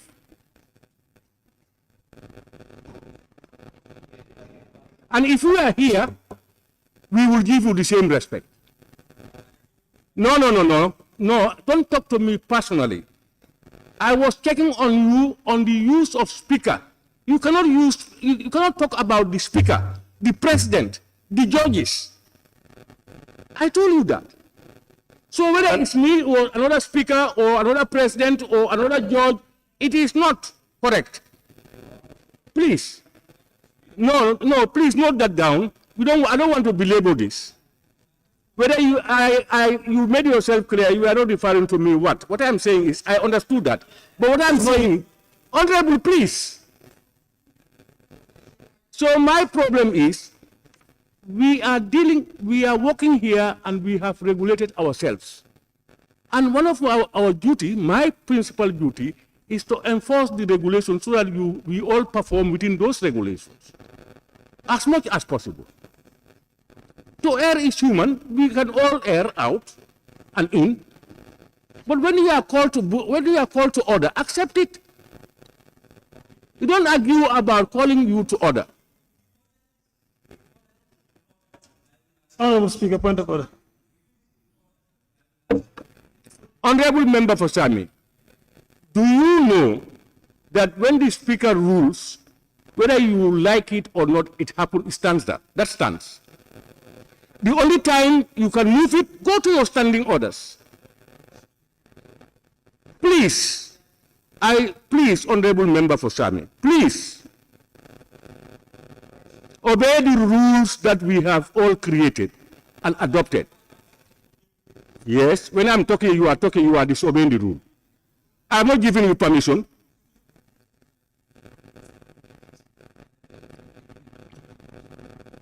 Don't push me to my limits. I try to understand you as much as possible. But let's give each other our dues, please. So, Honorable Member, my point is not whether you're talking about me or somebody else. I'm reminding you of the standing orders as to what cannot be done, whether it's Afabakari or another person or another person.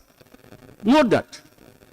If I'm not around, Honorable Stidi is not around, somebody else is sitting here, the same thing applies to the person.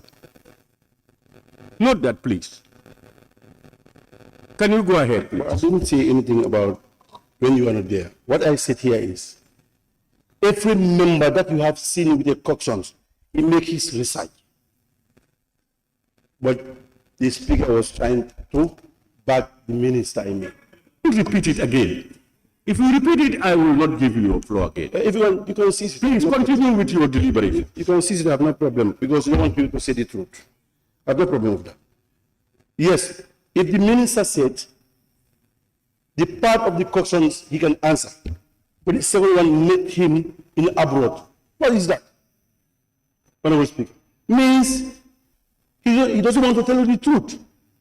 Where he is refused to give us the revenue, only we have that revenue with us.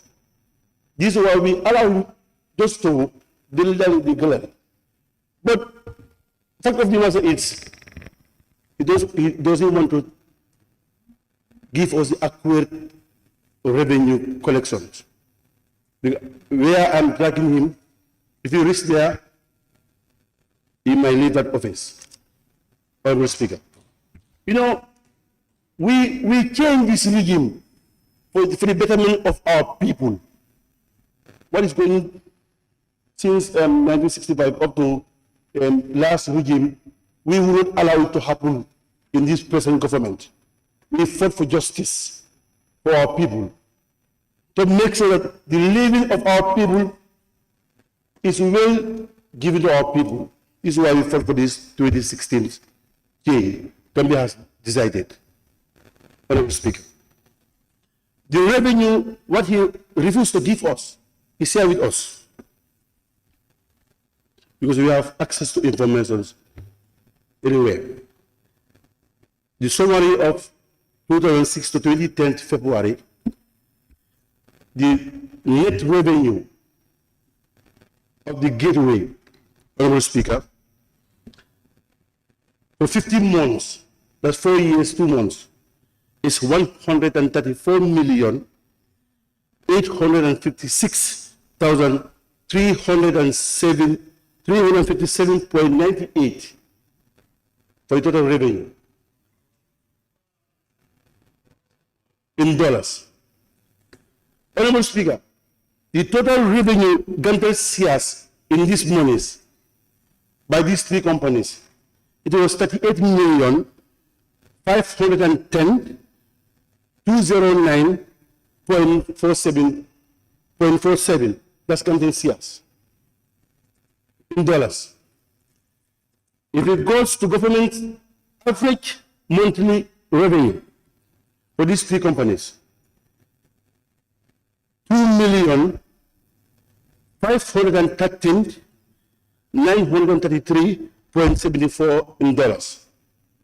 If they sacrifice the entire Gambians for liberalizing this gateway just because of their interest, my God, where are we going? It's very sad. If people want to speak it, they don't allow you to speak the truth. It's very sad. Just for $25, $25 million for 20 years period. When the former regime, President Jammeh, at your time, they said he has a machine to print money. No! This is where he gets these monies at this gateway. Honorable Speaker, at your time, you give monies to individuals in millions of dollars. They said, President Jammeh prints money. No, it's here he gets these monies. Honorable Speaker, I think it's better we speak the truth. You can see the FPAC report. Just 25 million for 20 years. You have mortgaged the country to losing millions of dollars just because of your interest. It is sad news, Honorable Speaker. Should we continue on depending on these Western people? Honorable Speaker?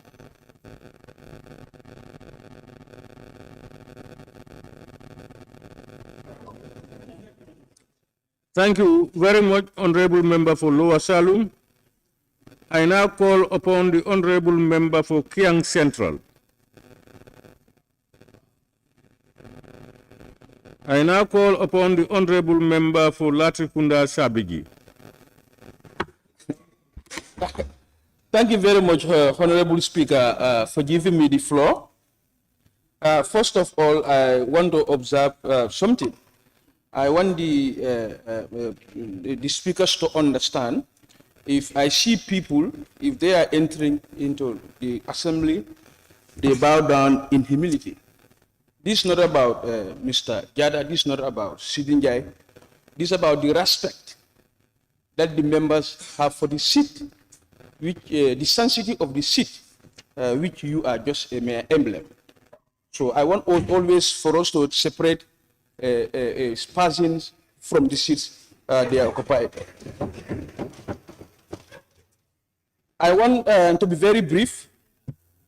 I have few thematic areas I want to touch. That is contract management and administration in this country. I'll also talk about the public procurement process, cabinet approvals to procurement processes, and the pre-finance procedure. Honorable Speaker, I'll also talk about the Gambia Police Force and their relationship with the spokesperson of the executive. This needs to be touched. It's going to be very sharp, dissecting every disease organ. Honorable Speaker, I will also talk about the sports ministry, the Gambia achievement in football, even though I'm not a football fan, but I've been very observant. I will also talk about Ministry of Finance. Honorable Speaker, contract management and administration in this country. If honorable members pay attention when the budget is brought before the National Assembly, a good part of it goes into contract, especially road construction, school construction, etc., etc. But contract management and administration in this country is the biggest problem. There is no ministry in this country. I've been in project management for the past 12 years. It's a problem for the fact that our project implementation structures lack capacity. Our project implementation structures are always compromised. This is why most of the time our contracts fail. We'll pump millions of dollars or dollars into contracts, out of contracts. Subsequently, they all fail because consultants are compromised. Clients are compromised. And this is something that has to stop. Otherwise, we are not going to see the money for value as far as our projects are concerned. There is no ministry in this country that will implement the projects from last day up to the project cycle without any problem. As I said before, the project implementers are all compromised. The consultants are compromised. The clients are compromised. Monitoring is weak. Project management structures are all weak. Project management structures are not resourceful to do their best. And this is something that the government should look into. The government is losing a lot of money as far as project contract management and administration is concerned. The second will be public procurement process. This is where the biggest problems lie. This, I mean, how contracts are awarded. We have seen the OIC projects. A typical example is the OIC. Contracts that were awarded for a period of 14 months. It's over 2 years now, the contractors are still less than 9%. And the minister was here yesterday defending that, which is very, very, very unfortunate. Contract awarded for a period of 14 years, it's now over 2 years, contract is still lacking at 9%. Procurement process starts from who do you identify, or which contractor you identify to do the job. This is very, very unfortunate because it is compromised. There is serious executive interference into award of contracts. Because when you send in the bid documents, either the RFP or the request for proposal, contractors are invited, bid process is open, evaluation is done based on technical and financial proposals. But what happens is, there will be executive interference, and subsequently, these contracts are awarded to non-performing contracts. That is why, day in, day out, we are seeing project failures all over. Ministry of, for an example, stadium projects that should last for 1 year is now dragged into another 3 or 4 years, which is very, very unfortunate. With regards to the Gambia Police Force, if you look at the Constitution, it's very clear. Section 178 of the Constitution, the Gambia Police Force. There shall be a police force of the Gambia, of which the Inspector General of Police shall be the head rather. The police force shall be equipped and maintained to perform its traditional role of maintaining law and order, and such other functions as may be prescribed by the Act of the National Assembly. The Gambia Police Force should take their stance and restrain the government spokesperson on commenting on crime. He is incompetent. He is disrespectfully and shamelessly biased. He's all over. And it is high time the Gambia Police to restrain him on comment. He is also incompetent. He is not a crime expert. He is politicizing issues that are crime related. The Gambia Police Force has a full PR department. There is don't distract me, please. There is a full department at the police force, and it's high time. Yes. Let me hear the point of order. Honorable Speaker, I'm raising on point 29.2, subsection 2, which reads, and I'll give you the background. Reference shall not be made to any matter in respect of which legal proceedings are active in such a way as might in the opinion of the speaker or chairperson prejudice the interest of? No, it's the same thing. It's the same thing because you've made a ruling on that. Sorry, honorable member. I was made to understand that the murder of those police officers, the case has been taken to court, and the speaker before me had ruled on it. I think that is very clear. So what is the issue now? The reference by the member on the spokesperson is related to the same issue. It's the same issue he's talking about because that is where the spokesperson talked about. So I think that reference should not be made. All right, honorable members. As I said, let's try to go by the laws that govern us and the country. People debated this issue here because at the time we were not aware that it had been taken to court. It was under investigation then. And later it came to the information of the speaker that the case had been taken to court. And when it goes to court, we should not even allow ourselves to discuss it. Let's allow the law to take its course. So let's avoid talking about it. When we say talking about it, it's not talking about, say, those two police officers were murdered. That's true. That has nothing to do with the court.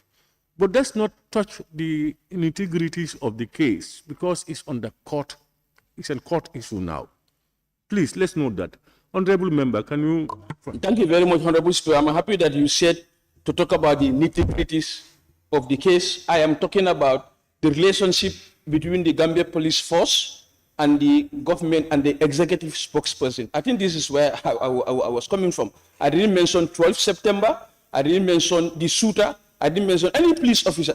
I only mentioned the relationship between the Gambia Police Force, which I adequately quoted the Constitution that guided the operation. I don't know where is the honorable member coming from with this.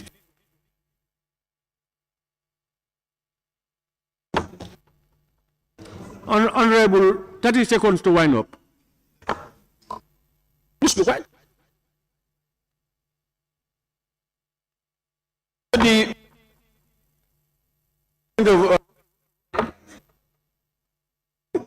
Use the other mic. This man. You are blocked forever.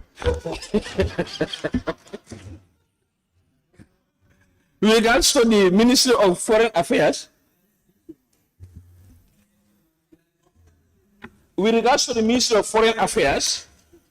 this National Assembly is not in position to sign any treaty that will enable our young men and boys, girls to come back to the Gambia. So I am telling the Ministry of Finance to hold on to those treaties because they have gone, they have sacrificed their life to go to the back way. Let them negotiate a deal that is going to make them resourceful when they come back, but not only to go and receive them at the airport empty-handed. Thank you very much, Honorable Member for Latrikunda Sabiji. I now call upon the Honorable Member for Sandu.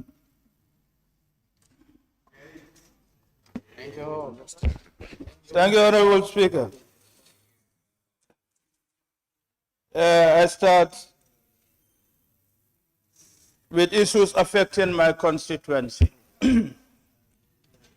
First, road construction or road network. The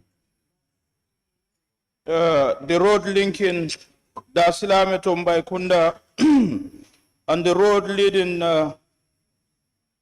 from Dar es Salaam to Tuba Sandu, now they to Saregubu via Dar es Salaam to Jegejari, critical roads that needs the intervention of government. And as I always say here during our adjournment debates, these are critical roads and the people of Sandu needs the intervention of government in those areas. Health facility, Diabugu needs upgrading from a minor to a major health center. where all the health needs of the people around that area from Same to Wuli can be addressed in Diabo. On agriculture, gardens, the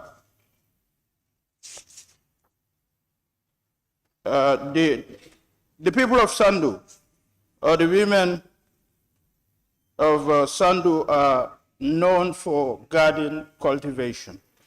And there are villages that are highly in need of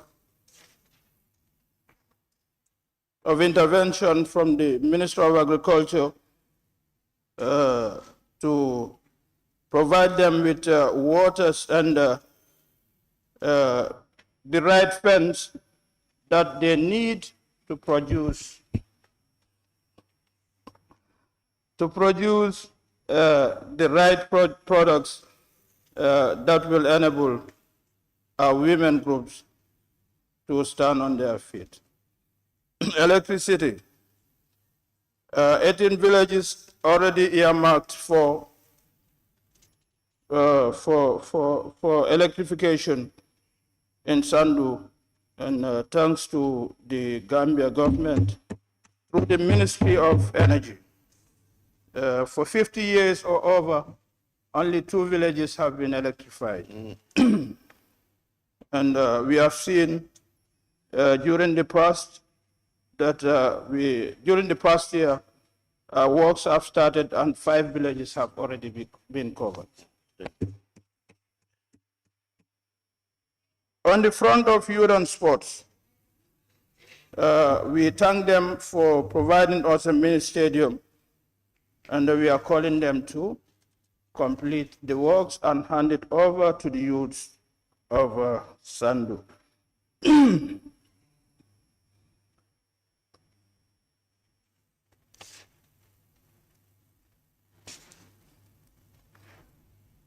Away from that, FGM has been an issue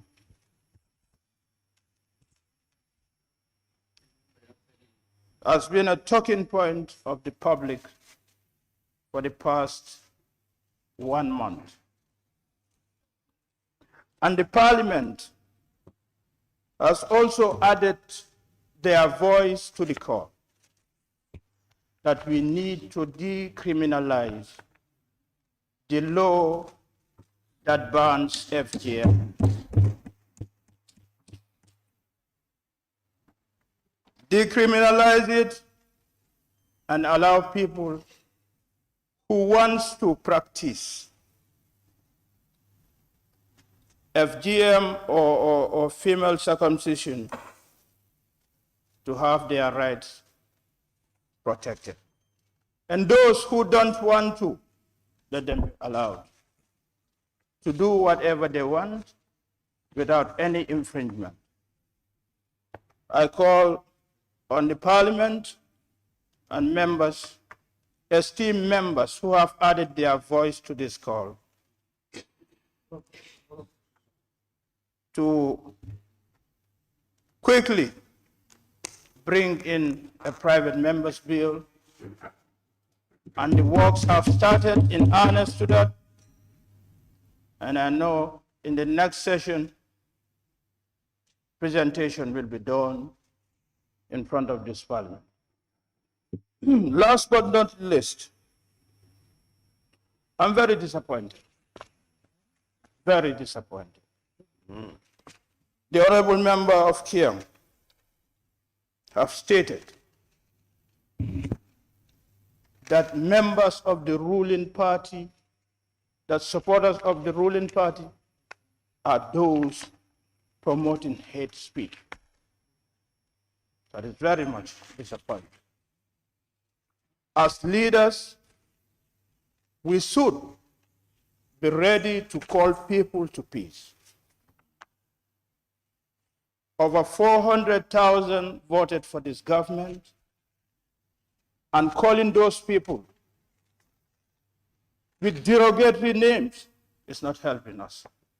let us come together as one people to promote peace and see that the Gambia attains what we call a peaceful and serene nation.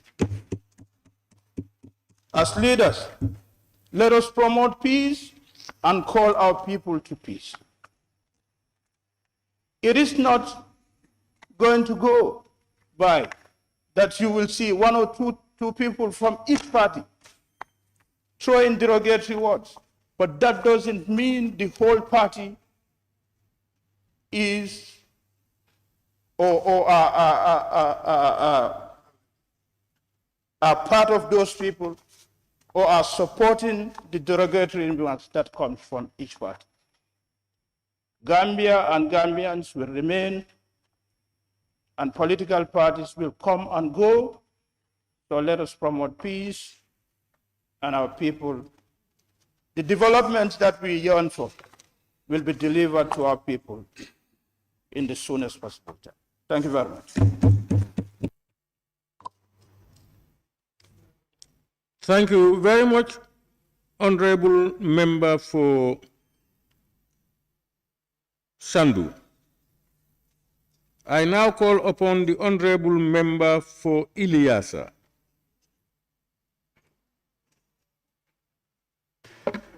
Thank you very much, Honorable Speaker, for giving me the floor.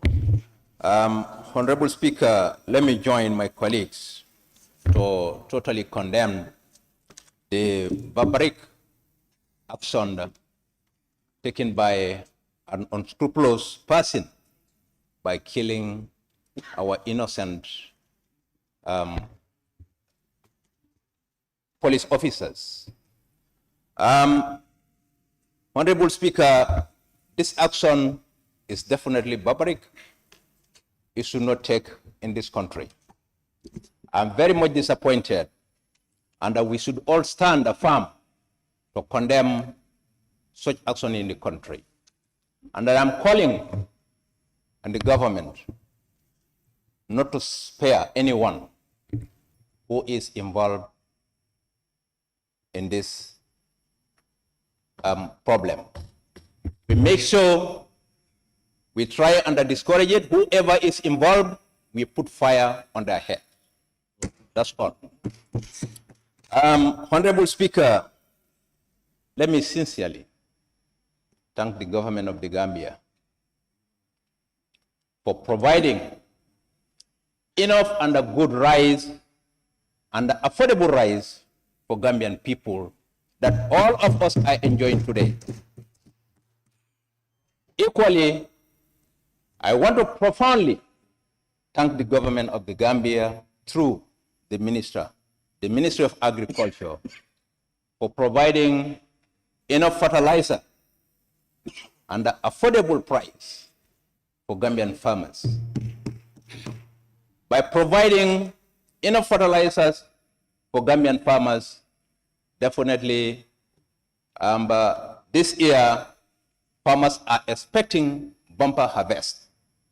And I urge the government to continue supporting the farmers so that what we expect, we can have that in our country. Honorable Speaker, let me come to the people of my constituency, that's Ileasa, are not privileged to have government road construction in that constituency. Definitely is unfortunate. Certain roads in the Upper Badibu, they are very, very difficult, definitely, to move. And I am appealing to the government of the Gambia, but the people of Upper Badibu, definitely, certain roads like Farafenye Balengo Road, Ileasa Kachar Road, Maka Farafenye roads, these are very, very important roads. Definitely we need government intervention to help us to construct this road. In doing so, this will definitely help us and many things in our constituency.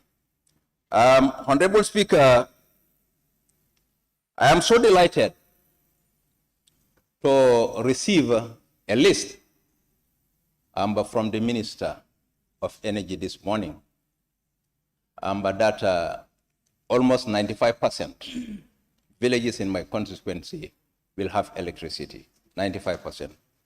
So I definitely thank the government of the Gambia through the Minister of Energy for that effort. But definitely, it's a very good move, and we really welcome the idea. Honorable Speaker, this is the few remarks that I have. I thank you very much for giving me the floor.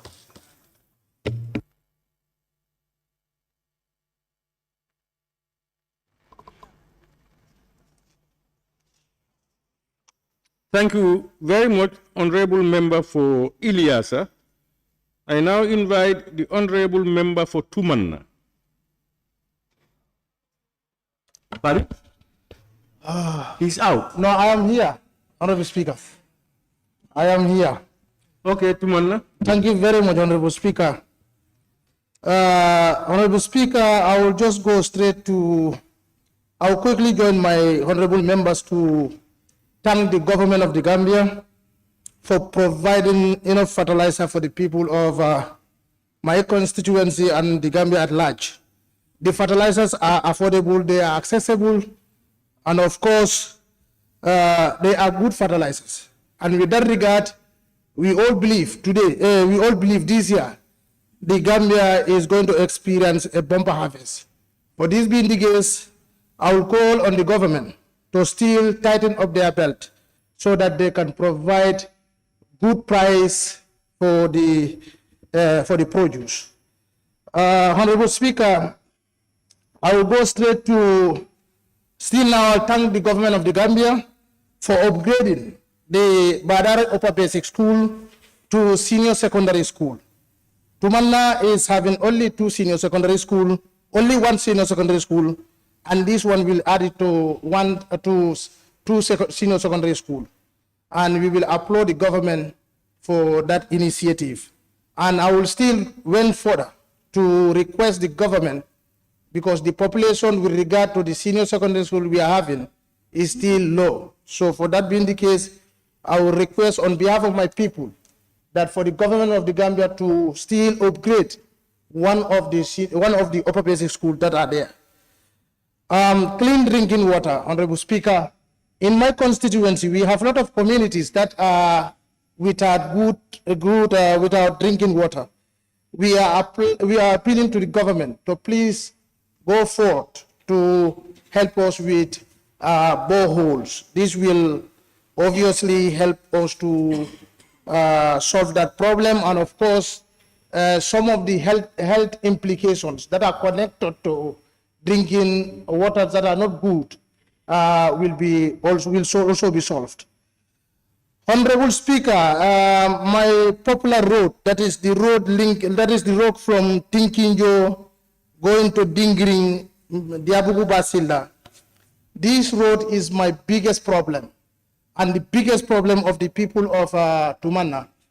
We will still now call on the government to please consider this road for us, as we are having almost 25 communities that are sitting along this road. Therefore, this road needs the consideration and intervention of the government of the Gambia. Honorable Speaker, Tumanna, I believe, is maybe among the few constituencies or districts that are with a police station.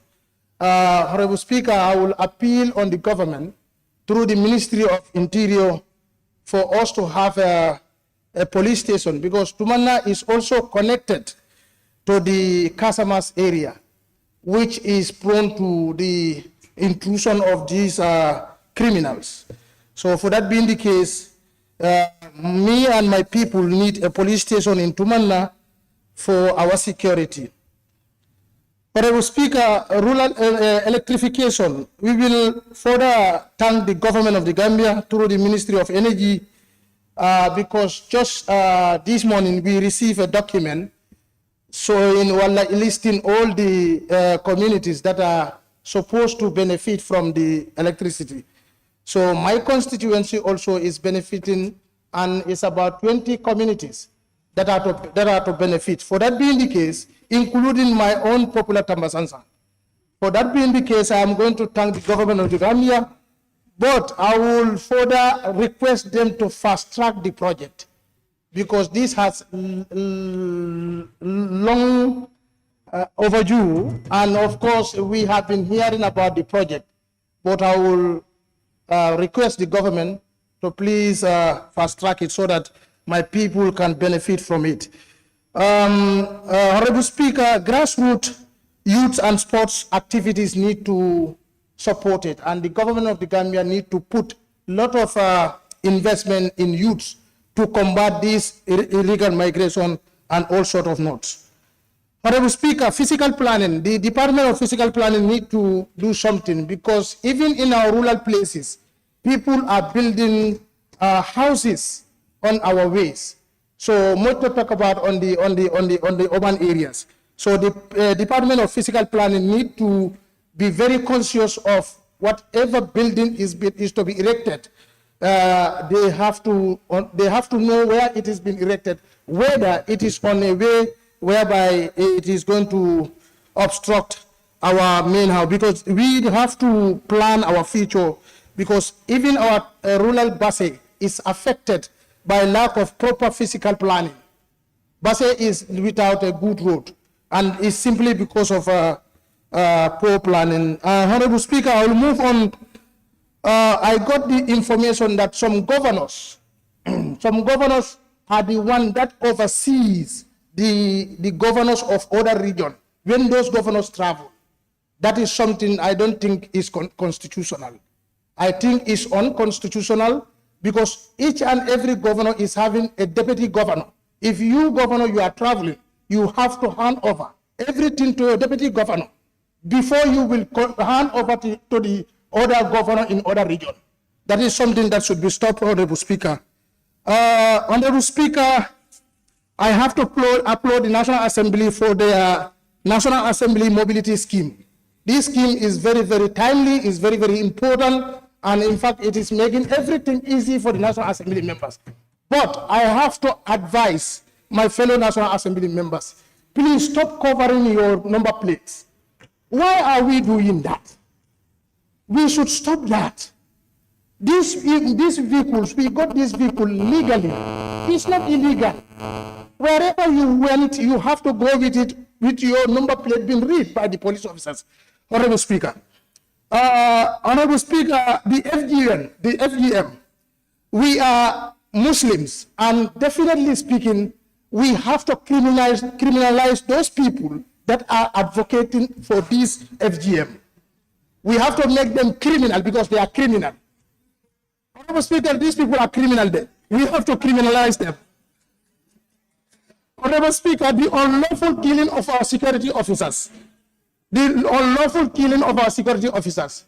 This is criminalized. This is a criminal. It's barbaric.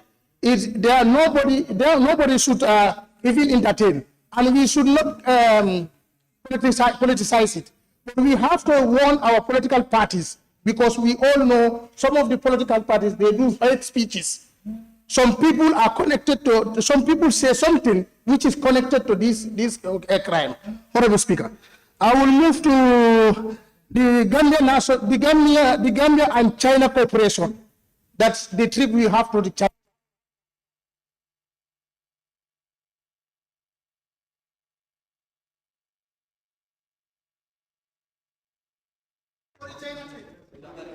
Yeah. Tumanna, 30 seconds. Honorable Speaker, this is a great initiative, and we can all attest to what I'm saying, because we went to China and we learned a lot there. And for that being the case, I am applauding the government of the Gambia and the National Assembly to please venture into such cooperation with other nations so that we can learn and so that Gambia can improve. Thank you very much.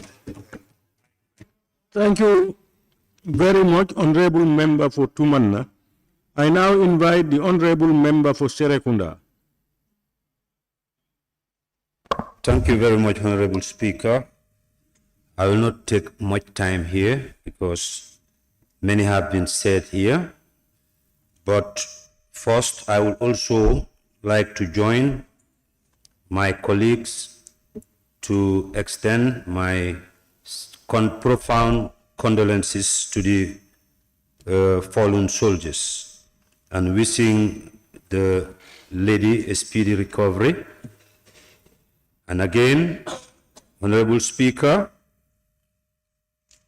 I will start with our health facility in Serekunda, the only health center we have in Serekunda, which does not have an ambulance currently, and accessibility to the health posts in the community is a great challenge. Again, we were promised by the minister that a state-of-the-art health center will be built in Serekunda, but it only stops at the labor ward, and the old building is left to dilapidate over the years, which causes a great challenge to the services of the health center. Another challenge that we face as a community, with that, I would like to thank GIZ and the Inspector General of Police for building a state-of-the-art police station in Serekunda, but we are still battling with lack of mobility at Serekunda Police Station, given the jurisdiction that the station covers. Honorable Speaker, and another challenge as a community in Serekunda that we are facing, our streets have been occupied by vendors, which poses a great challenge to those living in the community, especially school-going children who are subjected to all kinds of abuses on their way to school by street vendors. At times, there are also fatal accidents which need to be considered by the local government minister and the mayor of the municipality to come up with policies to regulate the vendors. Honorable Speaker, we have also proposed for the government to establish a garage or a car park for those vehicles plying within our community, because they are coming from different settlements in the combos. So we have proposed, before allocating Kamalo to private individuals, why can't the government make best use of it to allocate those facilities that are lacking in our community, especially in the KM region? It wouldn't, to relocate Nawek and even the magistrate court to Kamalo, that will not hamper or distract their operations, and that area could have been used as a car park for all the vehicles coming into Serekunda. And another thing, Honorable Speaker, I have asked a parliamentary question regarding to a World Bank grant, which was meant to augment the water stream that flows from Abuko to Kotu stream, to the Minister of Environment, who in her response says that that project has been shifted to the office of the Vice President.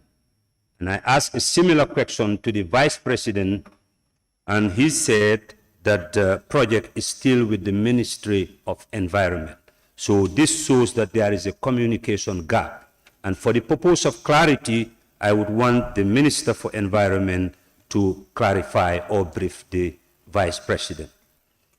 Honorable Speaker, as many of us have said here, most of our roads are dilapidated. So we need local solutions to our local problems as enshrined in the Local Government Act.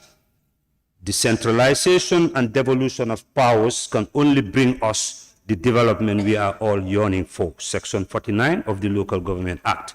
Yesterday, the Minister for Works said that councils are not doing any renovation, road maintenance works. But in the same Local Government Act that governs council, states categorically clear that there shall be a local roads authority, and which should be pioneered by the minister, and as well as devolution of powers. All ministries should engage councils and devolve certain powers to those councils so that we can solve our local problems. Okay, Honorable Speaker, and another issue that came about yesterday during the question and answer session, I would recommend, since they are coming to build Safidin to Bundung, and from Serekunda to Bundung, they are going to construct these OIC roads. Janjang Road could be an ideal place for an alternative road. Yeah. Again, we'll also like to commend National Roads Authority for swiftly answering to our calls during the rainy season when there were floods in our community. They took time and came, help us as well. So on that note, I will submit. Thank you very much. Thank you very much, Honorable Member for Serekunda. I now call upon the Honorable nominated member, Keba Lamfufana. Out. I now call upon Honorable member for Jara Central.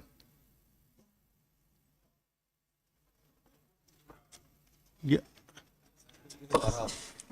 Thank you very much, Honorable Speaker, for the opportunity. Honorable Speaker,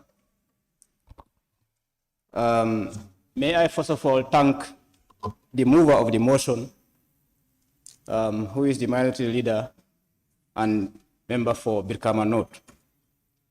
And also thank your humble office, Honorable Speaker, for your guidance. Further extend thanking to the sides, to the two sides of the National Assembly, which is the majority side and the minority sides, for their harmoniously working of issues during the course of this concluding ordinary session. I would also want to extend thanks to the office of the clerk, including, of course, the table office, and would also further acknowledge the presence of all government officials here present, strangers in the gallery, and also the media houses here present. Honorable Speaker, I will take off from the security sector of this country, Honorable Speaker. The Never Again slogan, Honorable Speaker, should not be abused. Of recent, we have seen what has happened in terms of security. And to my understanding, Honorable Speaker, unpatriotic Gambians have started abusing the Never Again slogan. And if we don't mind, this Never Again slogan would come back. It will come back.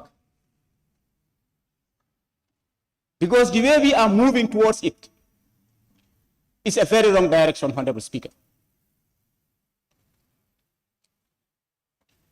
Therefore, Honorable Speaker, I'm calling on the IG, the Inspector General of Police, the Interior Minister, and of course, the Minister of Defense and Security,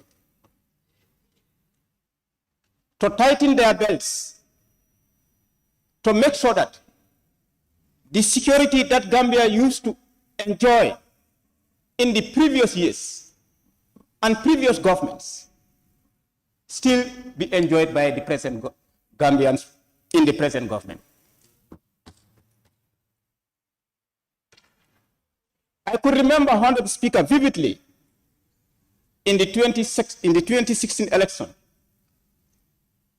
when the recent president won the election, the former President Babili Mansa made a cell call, a phone call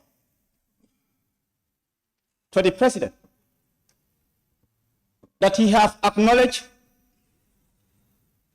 he have accepted the defeat, and that one thing he is advising him, that's the present president, is let the present president not to joke with security. Because it is only through security that we can feel and realize any development agenda that we are yearning for. Without peace and security, Honorable Speaker, it will be very difficult to attain any development. Education, Honorable Speaker. In the education sector, Honorable Speaker, or with regards to education, I would humbly thank the Ministry of Basic and Secondary Education, through, of course, the Region 4 Education Director and his team, for upgrading the Medina Sasita Lower Basic School to a basic cycle, which is, of course, starting in this academic year, 2023-2024. However, Honorable Speaker, I would urge the ministry, that's the Basic and Secondary Education Ministry, through the MRC Holland Foundation, to construct a good structure for these children who are transiting this year in the said school, transiting from grade 6 to grade 7. As of now, Honorable Speaker, these children who are transiting to grade 7 this year in the mentioned school are using an old building or an old structure. Fisheries and Water Resources Ministry, Honorable Speaker. In 2018, African Development Bank, Honorable Speaker, was able to assist the government of the Gambia in borehole drilling in the provinces. And in that regard, Honorable Speaker, some of us as members of parliament then were opportune to have at least 2 or 3 boreholes in your constituency. As mentioned by Willie East and member for Jokado, I also benefited 3 boreholes from that project, Honorable Speaker. One borehole was drilled in Medina Sasita, in Digante, to serve its environs. Another one was drilled in Fololo to serve its surroundings. And also another one was drilled in Buiba, which is just recently, also to serve its surrounding.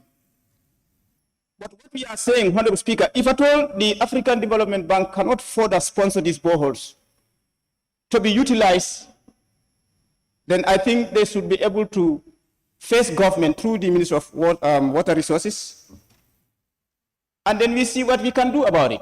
Even if at all we are going for at least a part budget to be given to them, to these boreholes, and be operated. So on that note, Honorable Speaker, I am urging the Ministry of Fisheries and Water Resources to take it up with African Development Bank to further negotiate as to whether these boreholes, their sponsorship would be continued by them or not.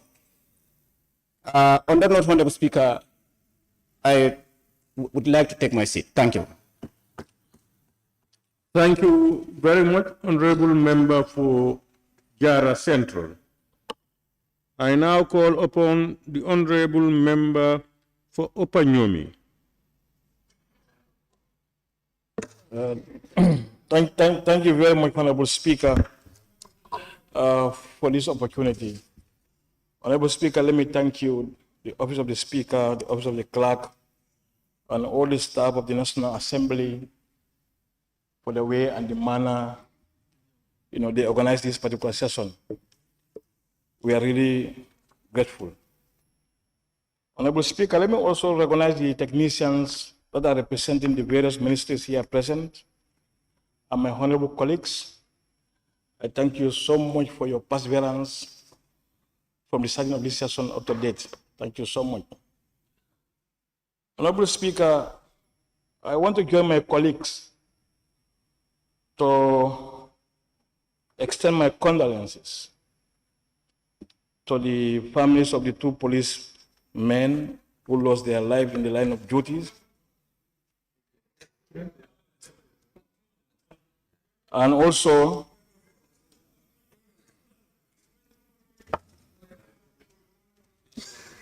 when somebody rises to a point of order, when you are speaking, just take your seat and allow him, and let's hear the point of order. 29.2. Reference shall not be made to any matter in respect of which legal proceedings are active or in such a way as might, in the opinion of the Speaker or Chairperson, prejudice the interests of parties thereto. I think that provision, only the Speaker can determine that. Because whatever it is in the opinion of the Chairperson or the Speaker. And I said in my ruling, in the ruling here, we explained, to talk about the killing is not the issue. It's to talk about something that would influence. Let me read it. Let me read it with you. 29.2 reads, reference shall not be made to any matter in respect of which legal proceedings are active in such a way as might, in the opinion of the Speaker or Chairperson, prejudice the interest of parties thereto. So that's very clear. So that was why even when the member, was it the member for Jara Central, or was it Jima Tumanna, when he was talking, I heard him talk about it. I was listening very attentively to see whether he would say something that will go to prejudice any of the parties involved. So, Honorable Member, you can continue. Thank you very much, Honorable Speaker, for that wonderful and brilliant ruling. Yes.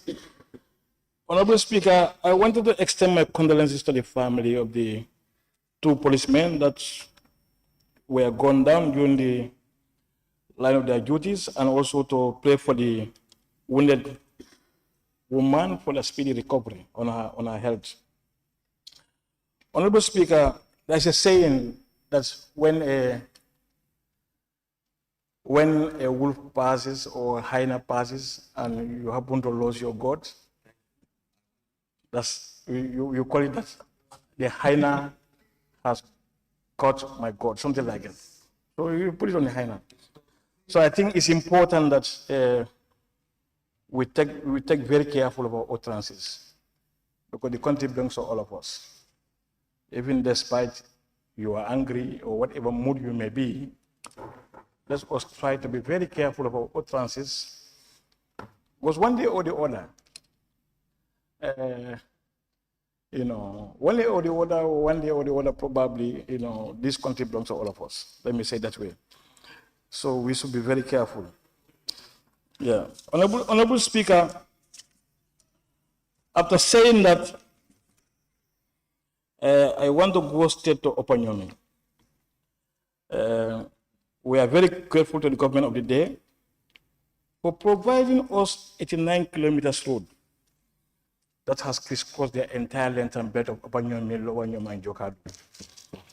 We are really grateful. but the construction is at a slow pace, and my people don't like it that way. We know what are responsible, but like we still want the ministry responsible to ask the contractor to accelerate the construction. This is for my people, and they have been complaining every day. We are also grateful to the government of the day for providing us an electricity. We are still, appealing to them that this electricity has to cover the entire breadth and length of Upper Nyomi. Very few villages have electricity, and a lot of the villages, especially big villages in Upper Nyomi, did not have electricity still. We are also grateful to the government of the day, through the Minister of Health, for all what they have provided for us from the community ambulances and ambulances located to the health facilities. But still, the ambulance at Albreda and Chocholna are very old, and they are not that much roadworthy. So we are appealing to the ministry to change them, because that's what the people of Upper Nyomi want. And we are also appealing to them to upgrade Alberta Health Facility to a major health facility where they can provide us with a doctor. Because the 3 health facilities in Upper Nyomi, they are very strategic, and we like it that way. Nemakunku, Alberta, and Chocholna. So wherever you are within Upper Nyomi, you can have an easy access to health facility, in whatever condition you may be, and you will not face that much difficulties, especially with the construction of the road. The road has passed through all these facilities, so we are really grateful. And that was the reason why my people are appealing to the government of the day, to the Minister of Health, to upgrade Alberta Health Facility to a major health facility and provide us with a doctor to be conducting this minor operation, instead of referring people to Eseu and BANJUL, or even Parafenya, which is very far from us. Yeah. And the other thing is, Honorable Speaker, people have to accept Allah's will. You see, what Allah has predestined, if you don't accept it, you'll be restless. You will never be comfortable. You will never be at peace. But whatever Allah has predestined, when you accept it, you are at ease. When the going was nice, everything was okay. This government was the best government. The president was the best president in the world. Nobody talk about him anything negative, neither about the government. Meaning that if you are in the system, it's okay, it's fine. If you are out of the system, it's bad and corrupt. I don't understand how sometimes people think. And this is actually happening. Even the people that are within the system, they are bad people, they are bad citizens.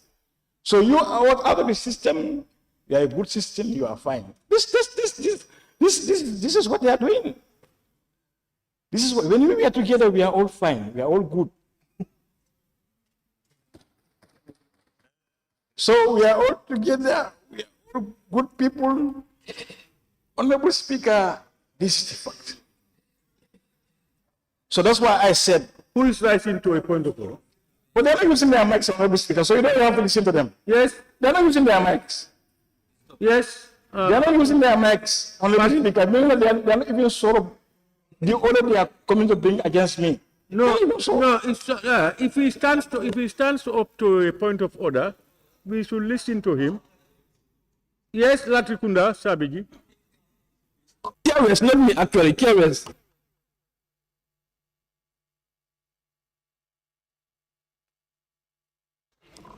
I don't know. Let me come with a point of order. Is it because you are called Koringo?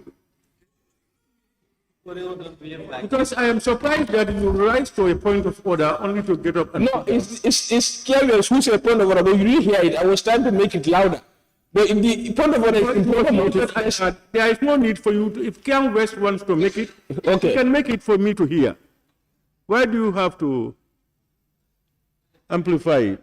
Now, Honorable Member, can you continue, please? Thank you, Honorable Speaker. So that's what the reason why, Honorable Speaker, I said, If you accept Allah's will, you are at ease. And that's why people like us, we are at ease. So those who don't accept Allah's will, they are restless. And they will say whatever they want. So they will condemn everything from the government. And this is the government you sow its seed to grow. And it will flower and it will bear fruit. Honorable Speaker, thank you.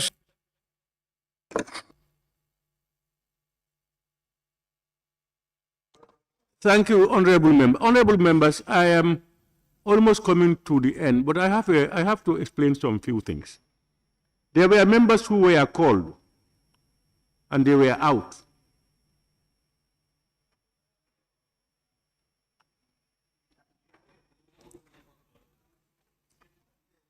There were members who is talking. In Nyamina West, my tag is not called, but I have been here. Nyamina West, did I say you?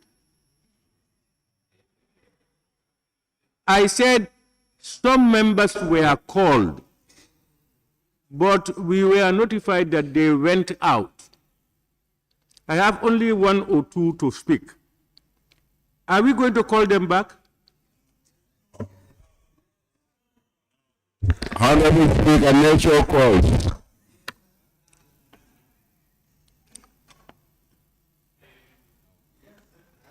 You know,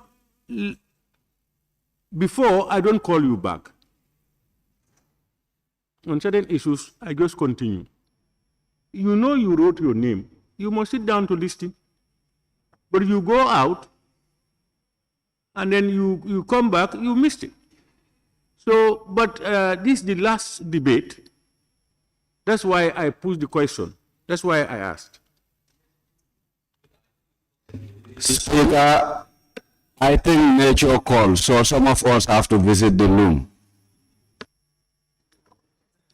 You see, if we want to go by excuses, nobody would give an unrealistic answer or excuse. Everybody would give something, even if that is not what the purpose. Because I'm made to understand. Members live here and go to the VIP. Yes, I am aware of all those things. So, honorable members, there are about 6 or 7. We give them an opportunity. Okay.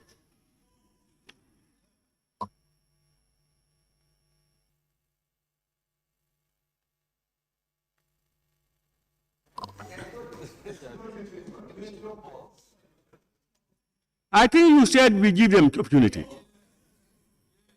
Yes, is what I'm hearing. Who are those saying no? Okay. Okay, honorable members, before I call them, I have somebody was saying, Nyamina what? Nyamina West, your name is not here. No, they have written names here 3 times. The first go and then more people call their attention. I have not seen Nyamina West here. Nyamina, Camara was called. Become a South, yes, become a South, you were called, you were out. Yes, that's what we were deciding. So, honorable members, the last one on the, before those who were out when they were called, the last one I think is now the honorable member for all Yundum. All Yundum is out. No, that's my first call of him. So now we go back to the people who were out. We are starting with the one in the morning, honorable member for Kombo Brikama South. Thank you very much, Honorable Speaker. First, Honorable Speaker, I'm a little bit worried about the relationship of Brikama and the government.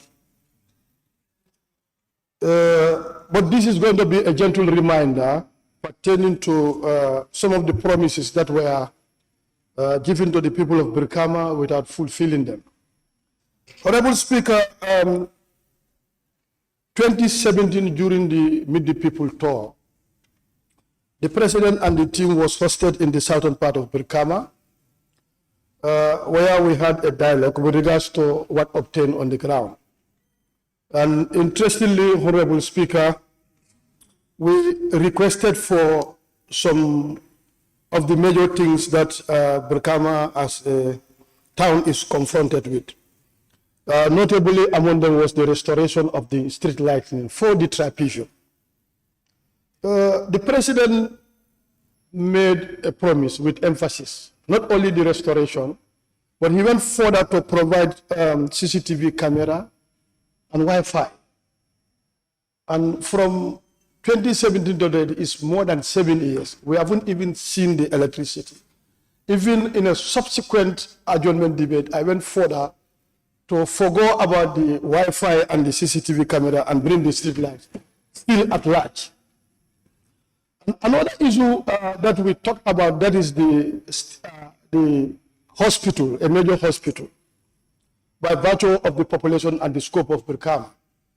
But he also promised with an out-of-state hospital. And to my surprise, there are communities that were not even mentioned. And we have seen them, relocating this hospital project to those communities and leaving Brikama at large. So this is a major problem. And the one that is very disheartening, that is when he made a pronouncement as a policy statement in 2 of his major Meet the People tour about the construction of Brikama Kabafita to Mandinari Highway. And this was even factored in 2022 budget. And this was never implemented. Early in 2018, I went with the former Minister of Works and a team to Brikama Jida Babanjai. This went through Tubakota. And that's a very interesting bypass that is linked to the Jiboro Highway. In fact, this place was measured, design was out, and up till today, none is done. So you look at Nyambal Jaleba Highway, another problem. So to an extent that myself, I am very much worried about our relationship. All the promises are done, and presidential statements are policy statements. They are very important. And up till today, these are not implemented. Going forward in the interior of Brikama South, as you may know, Brikama South is Suba Ward and Marakisa Ward. And the most vulnerable part of Brikama South is the Marakisa Ward. One, I will start with a community called Bajiran. Bajiran is between Dimbaya and Jibor. And in fact, I went there having a meeting with the Alkali and the Council of Elders. I was very much surprised. They were even questioning whether we are even considering Bajiran as part of Gambia. Because they feel that they are not part of Gambia because of the way they have been neglected. And up till today, those people are drinking from open wells. You will be very much surprised. Myself, I made a lot of attempts to take boreholes there. But still, we have a problem. And if you come up to Dimbaya, you have everything. There are a lot of boreholes that currently, in fact, they are digging another borehole in Dimbaya. But this community is completely marginalized. And you look at Dar es Salaam in particular, I want to thank the 2 ministers of the security denomination. That is the Interior and Defense, respectively, with the Security Council. When we were last attacked by the Senegalese contingent, invading our country in the name, with the pretext of coming to visit their own alkali in our country. But this has caused an alarm. We went there, and thank God we were able to resolve. Now their checkpoint has been relocated. But I want to completely put further to the government to make sure that you work on seriously, to make sure that the man by the name Sesu, who is inciting violence in our country, to be deported, and let them work on the border demarcations. But the current pigs that are claiming to be colonial pigs, we are not interested in them. Honorable Speaker, I want us to look at agricultural subsector. Whether the minister and the ministry with the entire government are ready to bring all those projects back into the agricultural main ministry for us to monitor them. Rather than contracting loans, looking for grants that will be implemented outside, whereby if you look at the operational costs and the target beneficiary, there are huge disparity, like 60 to 40 or 65 to 30. So we want this thing to come to the ministry, where they will look at it, so that the extension workers can give their expertise. Because these projects, most of them, after the phasing out of the project, you don't even see their impact on the life of Gambia. Honorable Speaker, the other issue I want to talk about, the issue of the local government ministry, so that they can bring the 2002 Local Government Act. We want to have a land policy. And also, you look at the level in which, in this country, the estate developers are encroaching upon our agricultural land. Look at Combo, it's densely populated. But do we, in fact, have future land to drill borehole in order to supply water in the greater Banjul areas? Because all the land has been encroached, seriously. And we definitely need land banking for future borehole drilling. And because of the scarcity of boreholes in the country, from Nawek end, people are compelled to dig boreholes. And if you have these boreholes, they are not chlorinated, we are consuming it like that. That also exposes us to a lot of hazardous diseases that you might not understand.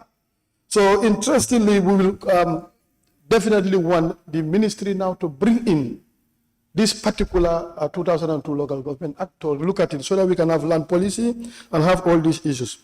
Honorable Speaker, I also want to talk about the diamond and the gold we have as Gambian. That is the peaceful nature of this country. That cannot be compromised. Many speakers have talked, but we have to look at this thing critically. When issues emerge, we have to do away with everything, especially when you come to this parliament. We should see we should see eye to eye as partners in development. Coincidentally, we became parliamentarian, and we have to respect that. We are not mortal rivals. Let us not be attacking one another. Let's talk about issues that will address the supreme interest of this country. It's very unfortunate when issues happen, people try to side with politics. Whether we like it or not, our time will elapse and we are going back to our people. It's very important. It's the Gambia we have.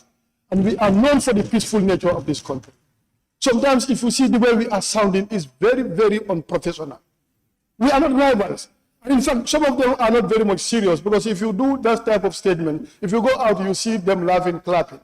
What are you sending to the people that are looking at us? That we are rivals. We have to take the bull by the horn. Thank you so much, Honorable Speaker. Thank you very much, Honorable Member for Brikama South. I now invite the Honorable Member for Banjul North. Thank you very much, Honorable Speaker. Honorable Speaker,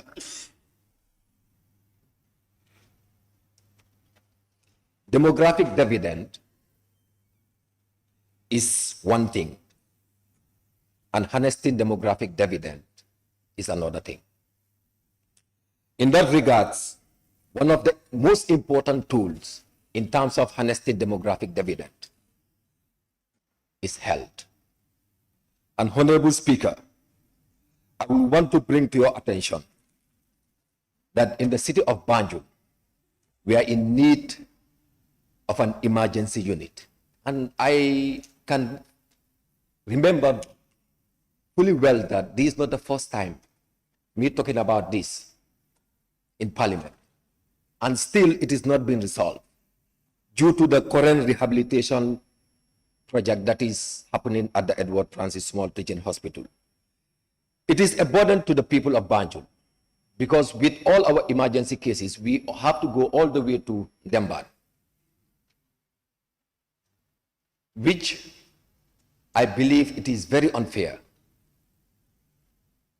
And I wish the technicians or the minister himself, the Minister of Health, should have been here to listen to me, to come up with an immediate solution to this problem, because we are very concerned as the people of Banjul. One of the most critical issues has to do with the ambulance service. We understand that most of the referrals will come to the Edward Francis Small Teaching Hospital, which is the main referral hospital in this country. But if you go to Ndemban also, for any referral to use the ambulance is another problem, because to my understanding, there is only one ambulance that is available.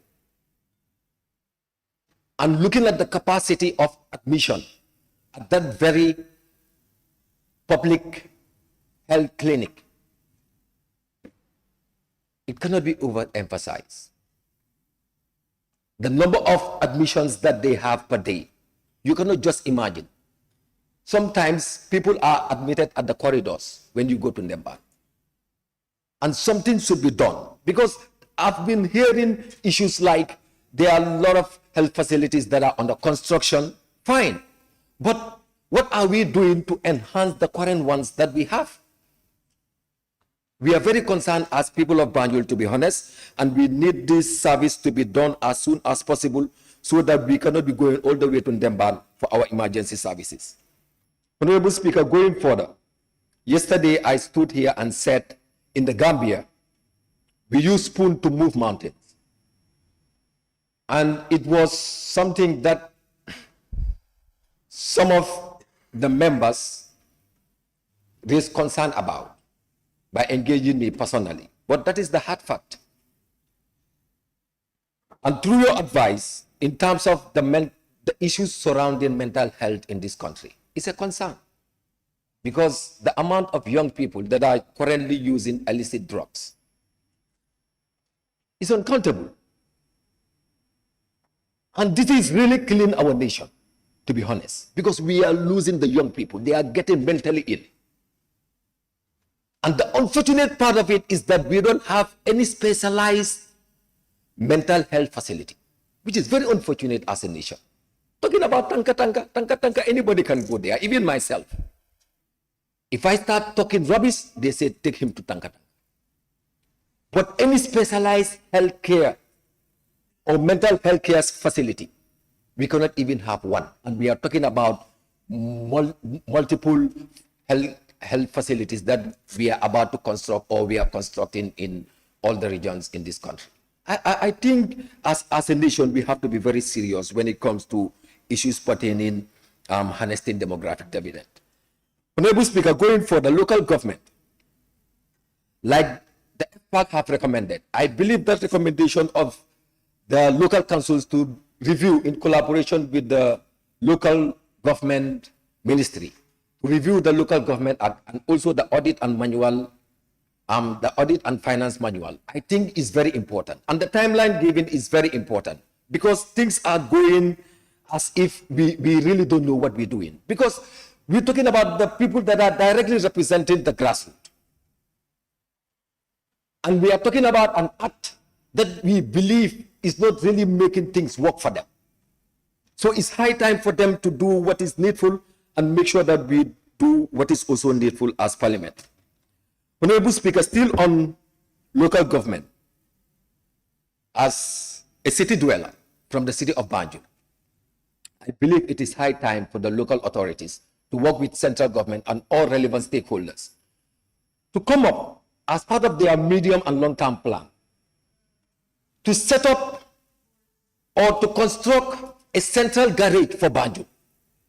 Banjul is the only city you go in this world where you don't have a central garage.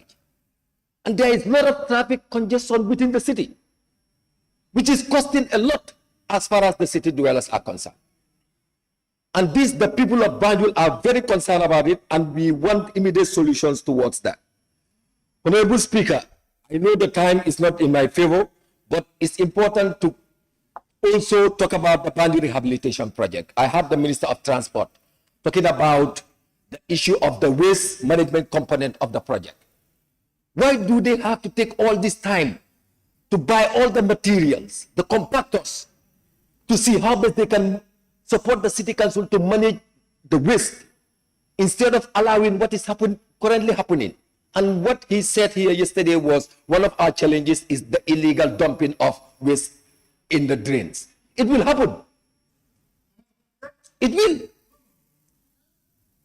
Because he said it here that there is a component that has to do with, that will address the waste management system of the city. Why are they not doing that? And you are giving us time now, a project that's supposed to be done year before last, and you are telling me now 2024 you will come up with the materials to address the issue. You are still not solving the problem. And a problem that is not solved is still a problem. Honorable Speaker, I cannot just do justice by concluding if I don't put this to the Parliament. And like the saying goes, and remember, it's from me, huh? If you lose your money, you lose nothing. You lose your health, you lose something. But if you lose your character, you lose everything. And I believe it is important as Parliament to maintain our dignity. It is high time to understand that we are the solution house. It's not only by mouth. It should be something that we must do and prove to the Gambian people. Because our main reason to come here is to address the needs and the concerns of the Gambian people. But like I said, if we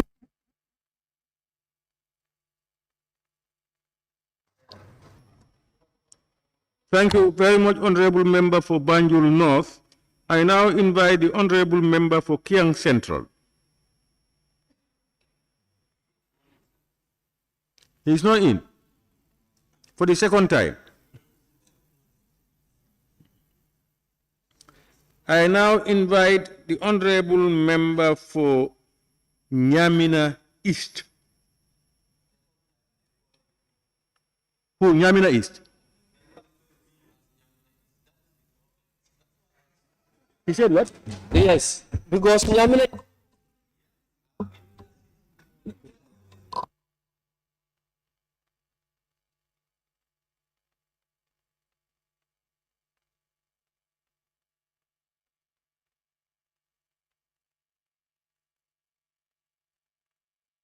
But what I have is Niamina. It's not Niamina East. It should be Niamina West.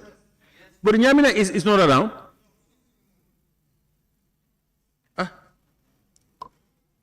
So I think Niamina West. Have you taken the floor?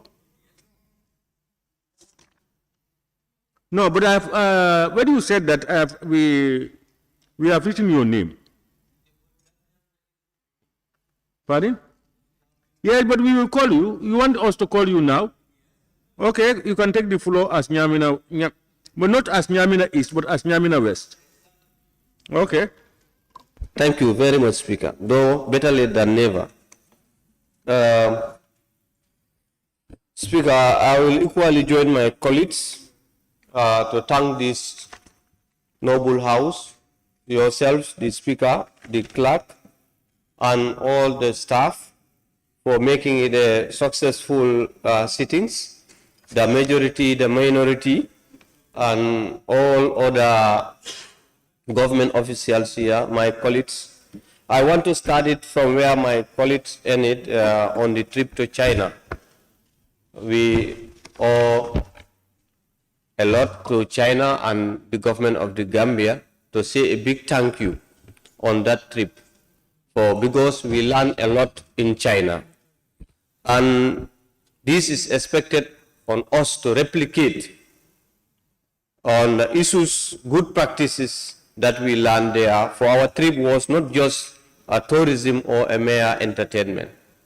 For that being the case, as Banjul North stated, a lot is expected from this house. This is the house for the solution of the Gambian problem, and we ought to demonstrate that we can solder and we can be responsible and we can give a way out for all the problems in this country. Before I go further, I also thank my people in Niamina West who elected me, without which I would not have been here, like Honorable Cora will always emphasize. First of all, in Niamina is the health sector, which I always cry here. We are lacking behind when it comes to the health sector. I've always told the Honorable Minister that we are not even having a health center. I heard from Upper Nyomi, who is stating here that they are fine when it comes to health center. They have 3 health centers across the length and breadth of Upper Nyomi. But this is what we lack, and this is what I am yearning for. This is what I'm talking for our people to have every day and night. The Honorable Minister did promised to upgrade the health post in Nanaba, but yet still, those are the things that we are hearing. I put it a question here last Wednesday. Still now he promised by next September, and we will wait patiently. September is just at the door, and we will see again whether he will fulfill the promise. Though we thank him for the ambulances that are doing well there in Nanaba and Jaula, that's a big thank for the government. When we come to agriculture, I will also join my colleagues who pay condolence to him. He is briefed. He lost his brother this morning. When it comes to agriculture, I can also say a big thank to the Ministry of Agriculture for giving us 2 access roads to the Faros, or 3.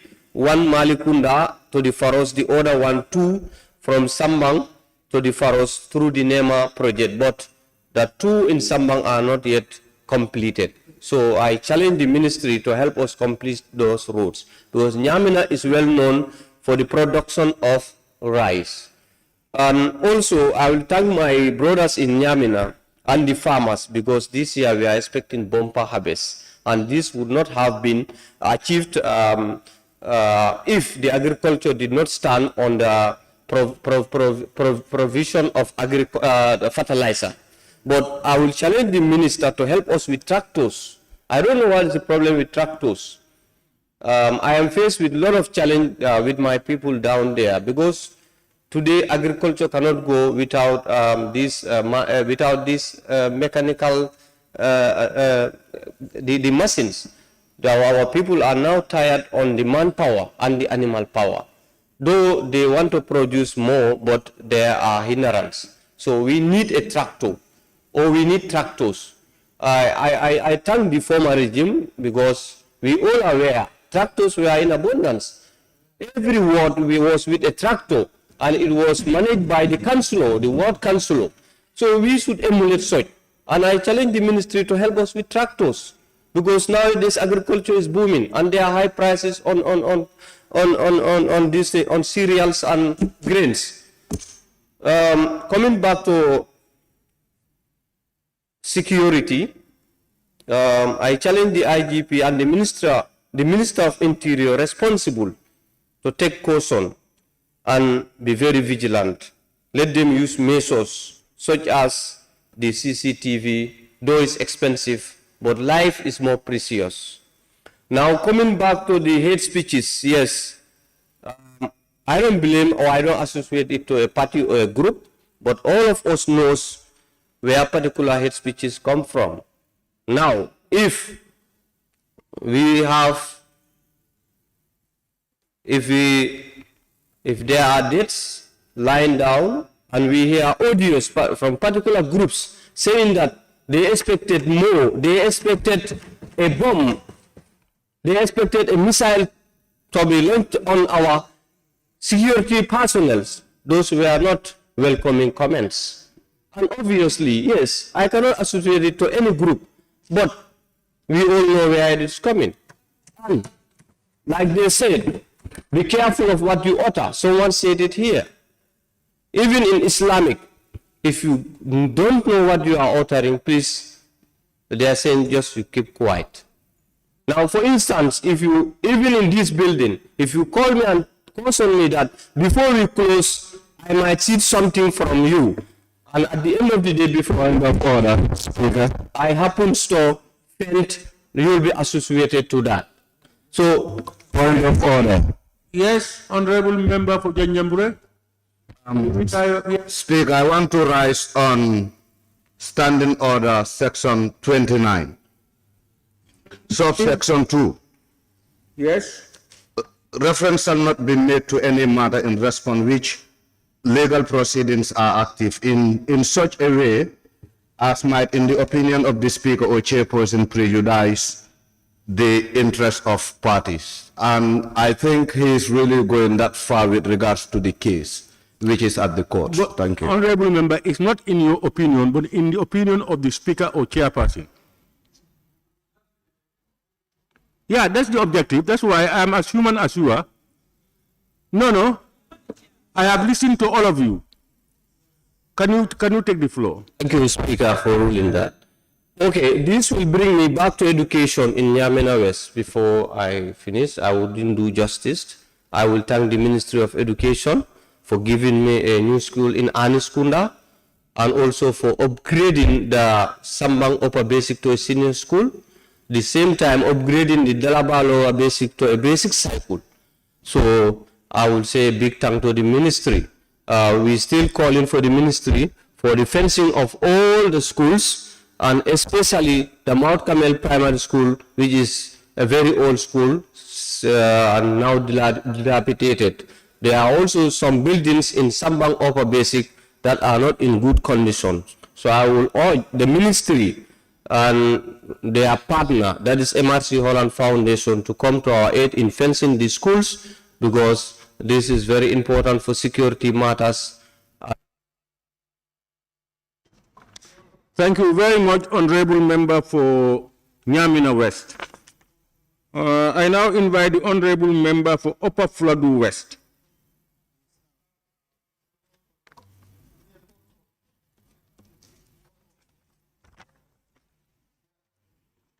Honorable members, I now invite the Honorable nominated member, Keba Lamfufana.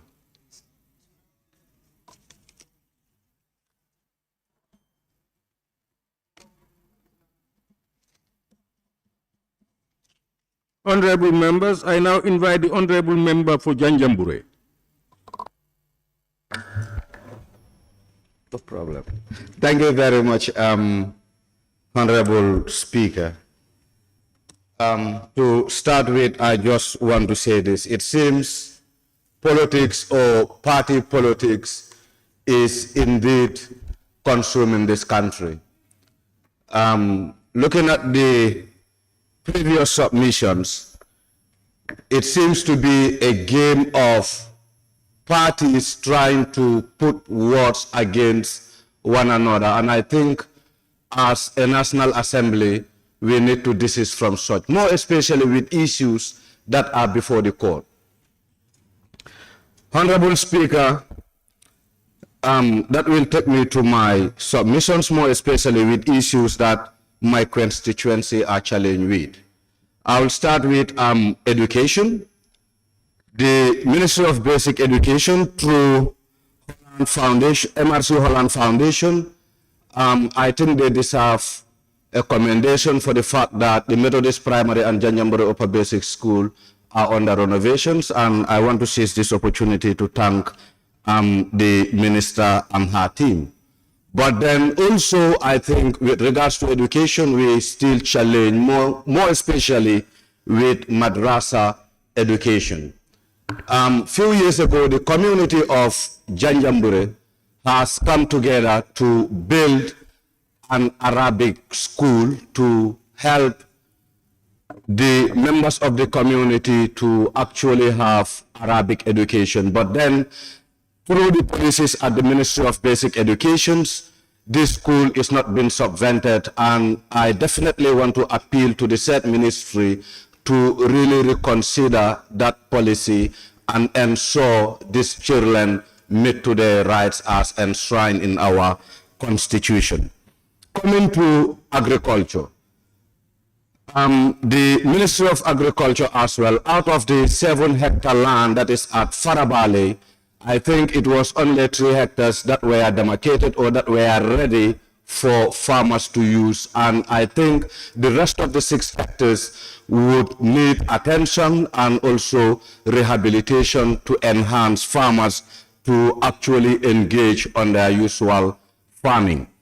Also with the Ministry of Agriculture, I think it is high time that we look at an agricultural bank.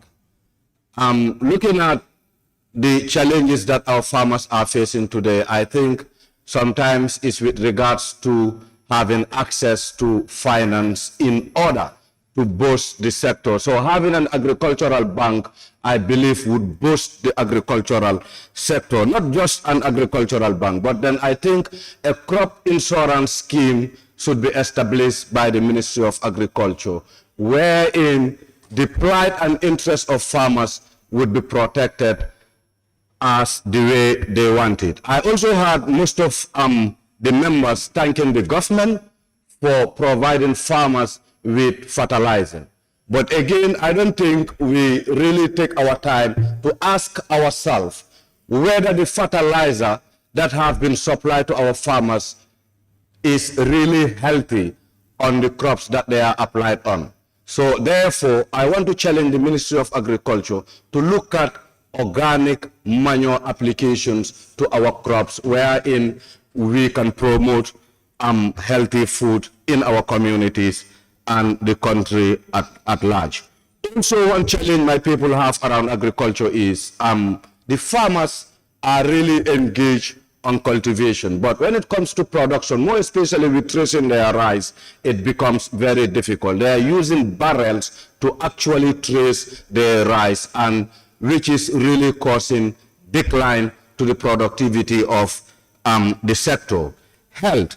The Ministry of Health, I think I have been on my feet since last year to appeal to the Ministry of Health to help Janjambure Health Center to recover back the ambulance that was allocated to Kauru to give out certain services. But then I want the Ministry of Health to understand that Janjambure is an island community, and apart from being an island community, it actually houses a boarding school and a prison. Therefore, we have people who are vulnerable within that island community, and I would think having an ambulance would actually help to address their health challenges. Also, I think with the Ministry of Health, it will be important for we to have a lab within our health facility than actually relying on Bansa, more especially in this situation where we have no ambulance. The security, that is to the Ministry of Interior. I think just from his responses a few days ago, he said Janjambure prison was built in 1938. Looking at that duration, I don't think that prison is really fit to house detainees or to accommodate prisoners. Therefore, I want to challenge the Ministry of Interior to come up with a budget item that would help to address building a new prison for the prisoners at Janjambure. Ministry of Works and Transport. The ferry service at Janjambure is really in a bad condition. And not just the ferry service, equally, erosion has taken over the terminal. And I have been on constant engagement with officials at Gambia Ports Authority, but then nothing has been done since then. So therefore, I want to challenge this particular ministry to adjust in protecting the riverbank and also ensuring there is safe travel for commuters that connects the northern and the southern part of the region. Honorable Speaker, I think also with Ministry of Fisheries, I think a fishing agreement was signed in between the government of the Gambia and Senegal just 3 or 4 days ago. And I want to believe that it will be important for members of this House to understand the nitty-gritty of that particular agreement, and also not to sell out our aqua species to Senegal, leaving the Gambia in a worry.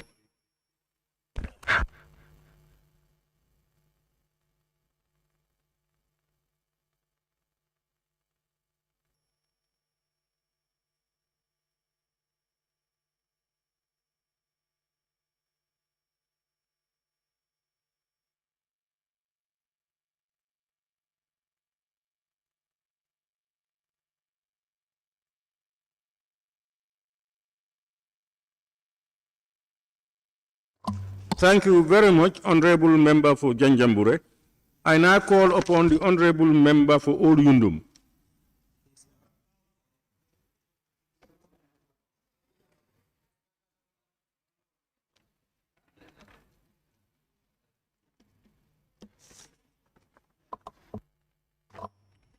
Thank you very much, Honorable Members.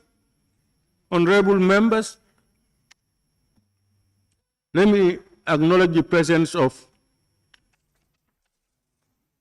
some honorable ministers who were just coming from cabinet and decided to come to join us as late as it is. We have the Honorable Minister of Fisheries, Interior, Youth and Sports, Higher Education, and the Works. We thank you for sparing time to come to us. I now have the pleasure to invite the Honorable Minister for Fisheries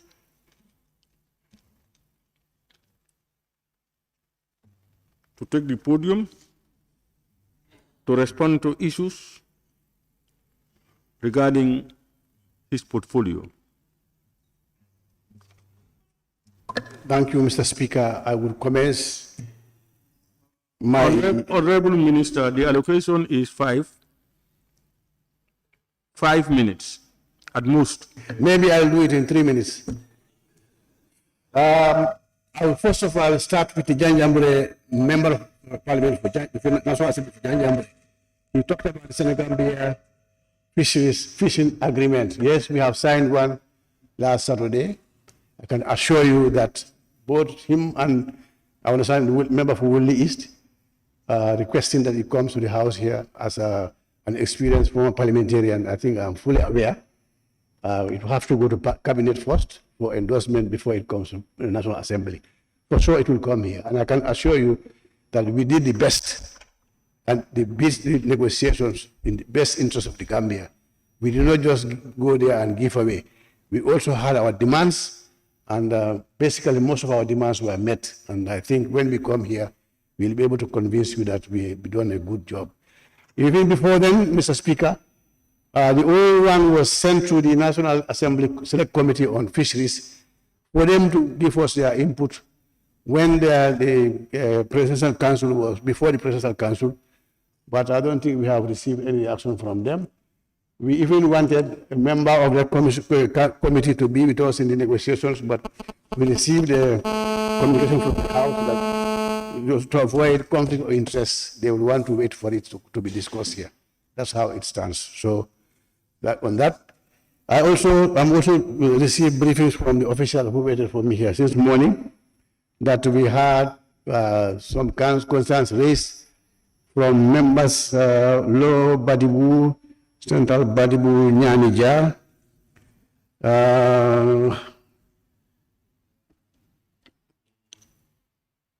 is it Nyamina? Jara Central, Lower Nuni, and they were appealing that the boreholes that were drilled some 2 years ago, and they're asking the government to install them. I think I have said it here several times during question and answers here, and also even the last adjournment debate, that we secured $9 million to be able to install 50% of those boreholes. And as we all know, the procurement with the ADB is a process. We have gone through that process. We have awarded the contracts. The contractors are on the ground. The sites have been handed over to them, and they are currently on their soil test to be able to determine what sort of tanks they should fix at where. And also some of them have started importing the materials for the installation. I'm happy to report that 2-3 days ago, one of the companies submitted a bill of lading of materials they have imported for the installation of these boreholes. So very soon, you will see the activities on the ground. And I'm also to report that the JICA one, which comprises of 20 boreholes of 20 clusters. Clusters means several villages connected to one system. That one, 17 of the 20 boreholes have been installed, tested, and it's just for the valves to be installed. And by end of October, I can assure you that all the 20 will be up and running. Even the 3 that are outstanding, that is the fault of the community, because they were given contracts to install watchman houses for to watch over the the installed items there, like the solar panel, and because to avoid theft. And those 3 communities did not fulfill their promise, but I'm told by the technician who went around just last week that they have also started the construction of those 3 facilities. Hopefully, like I said, end of October, we'll forget about the JICA ones. And those of you who it has been covered by JICA, I think you can bear witness that those activities are already on the ground. Now, concerning other areas where they have not been affected by these current 2 programs, we can assure you that we have done some surveys, and 65 communities have already been identified. And currently we are discussing with some donors and some NGOs from UK. That is not the multilateral agencies, but this is an NGO who will be faster than the multilateral donor community. So we are given 10 million from this now.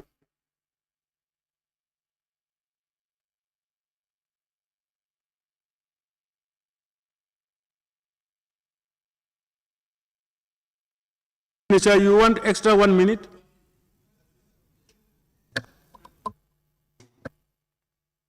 It's not on. Oh, okay, the 10 million that provided by the National Assembly, we have just opened the bids on Monday, and I think yesterday the contract committee started evaluating them. And I think 2 contractors, we are looking at 2 contractors so that we can fast track the drilling and installation of those boreholes. So we are appealing to you next budget, give us more money and we'll give you more water. Thank you, Mr. Speaker. Thank you very much, Honorable Minister for Fisheries. I now invite the Honorable Minister for Interior.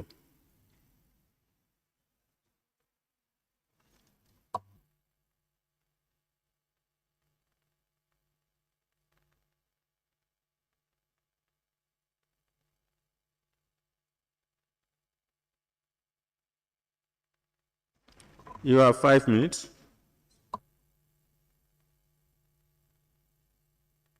Thank you, Honorable Speaker. Again, I want to thank the Honorable, this August Assembly for inviting us to talk about some points that we are discussed. The member for Janjanbureh discussed about the present condition of the Janjanbureh prisons. I accept. It's a very old building in which I myself was kept. I would prefer that it is built to a better standard. We'll look for the support from the member and other members to seek for funding so that we can build it. It would be a good idea to build a new building there. Quite apart from Janjanbureh prison, we discussed about the Mile 2 that we would like to really move away from because its condition is not habitable. We would like to move to Old Joshua, and I have a friend who doesn't want to hear that, but that is what we are planning to do. And hopefully before January, some progress will be registered there. I have heard about Alagie. It's been built. There's no transport. We have constraints, financial constraints, but once these are sorted, we will make sure we supply those areas with transport. I also was informed about the need for fire service around Sibanor. Sibanor, I understand there is land that was reserved for the fire service. And we have got some friends who are promising to deliver more fire tenders. So we'll try to, they are the ones who brought the fire tenders, one of which was taken to Bajakunda and taken away again. But I promise that we will make sure that they get their fire tender. They promised very seriously, and they have been doing that for a long time. And there's another one promising us, because now our understanding is that that particular country is using, now they are moving away from vehicles that use fuel. They are going for electric ones. So they would like to give that to us. Once this is done, we should be able to have better vehicles for our services.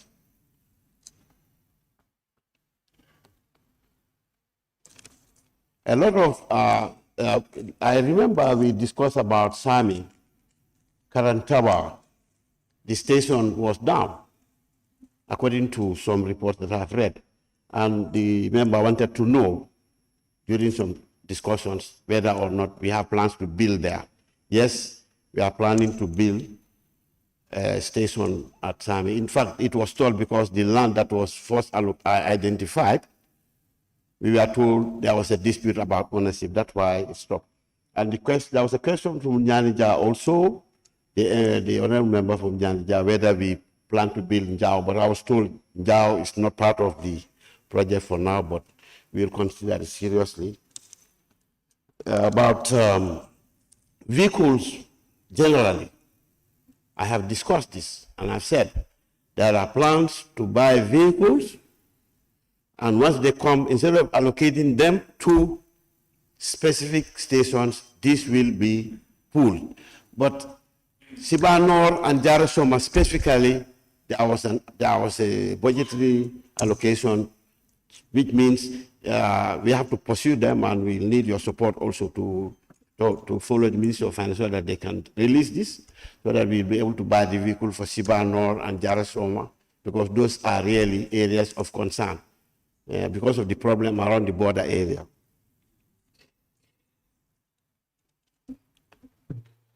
Serakunda Police Station, I've seen it mentioned. This is a new police station, it's a model station. We'd like to build stations similar to that. I'm unfortunately unable to give information about that, but there's a new station that is built by the Paradise.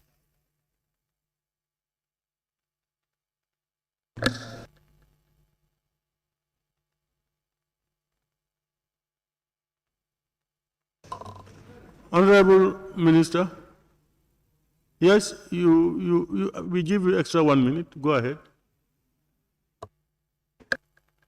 Thank you, Honorable Speaker. I just want to assure the National Assembly that as far as police investigations are concerned, is on course. And we want to assure every one of you that we are diligently following the investigations, and we'll try to avoid discussing the investigation proper, because that is not necessary. We will give information as is necessary.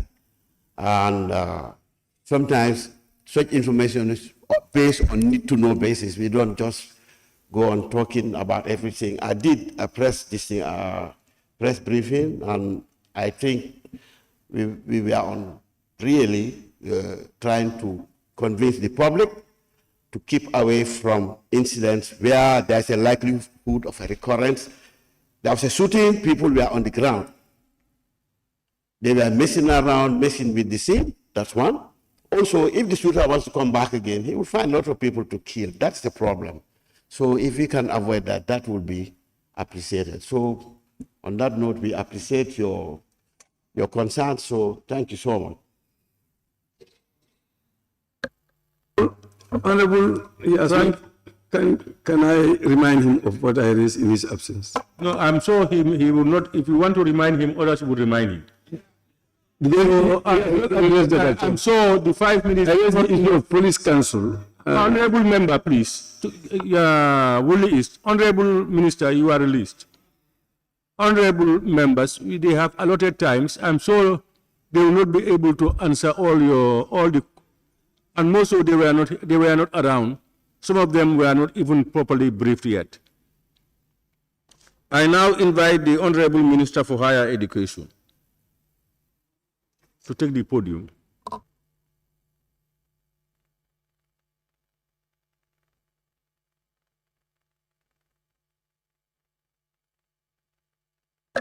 Thank you very much, Honorable Speaker. Three issues. One about Demban, two about subventions to satellite institutions, and three about grade alterations. Good news coming from Demban is, as we promised last time, that come September, Demban will be ready. So, yes, please. Prime Minister of Interior is leaving, I don't think we are done. They should wait until we we wind up the debate.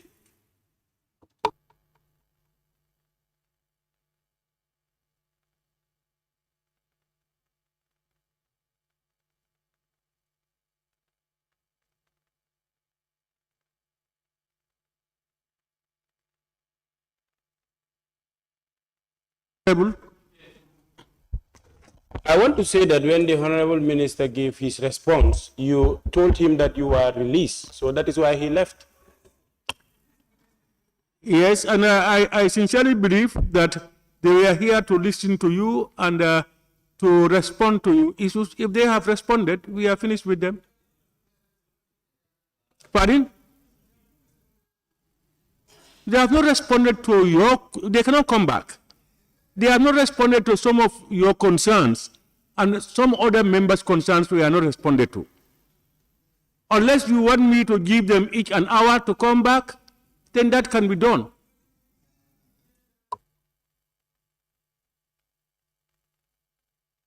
No, it was only when your doubts were not cleared that you thought about the time. At the time I said it, you could have just told me, Speaker, why don't we add to make it 5 or 10 or whatever. But when he did it until it is finished, you have not had your own. Now you talk about time. Honorable member, honorable minority. I think, to be honest, I released him because I think they were here to listen to you and to respond as much as possible to some of the concerns raised. If they've done the response. Well, I think the norm is, if you ask them you are released, that is not for them to go for good. That is for them to assume that seat. They do continue to listen until we wind up. That is the practice. You know, it's how probably they have received my information. But honorable members, do we need them after they have responded to the queries and they will no longer respond again?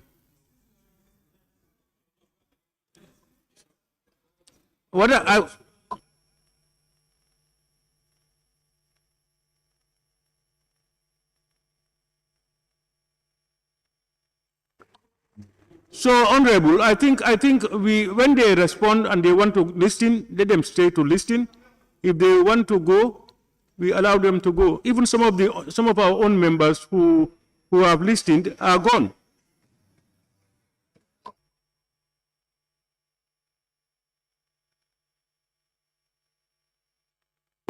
Honorable Minister for Higher Education.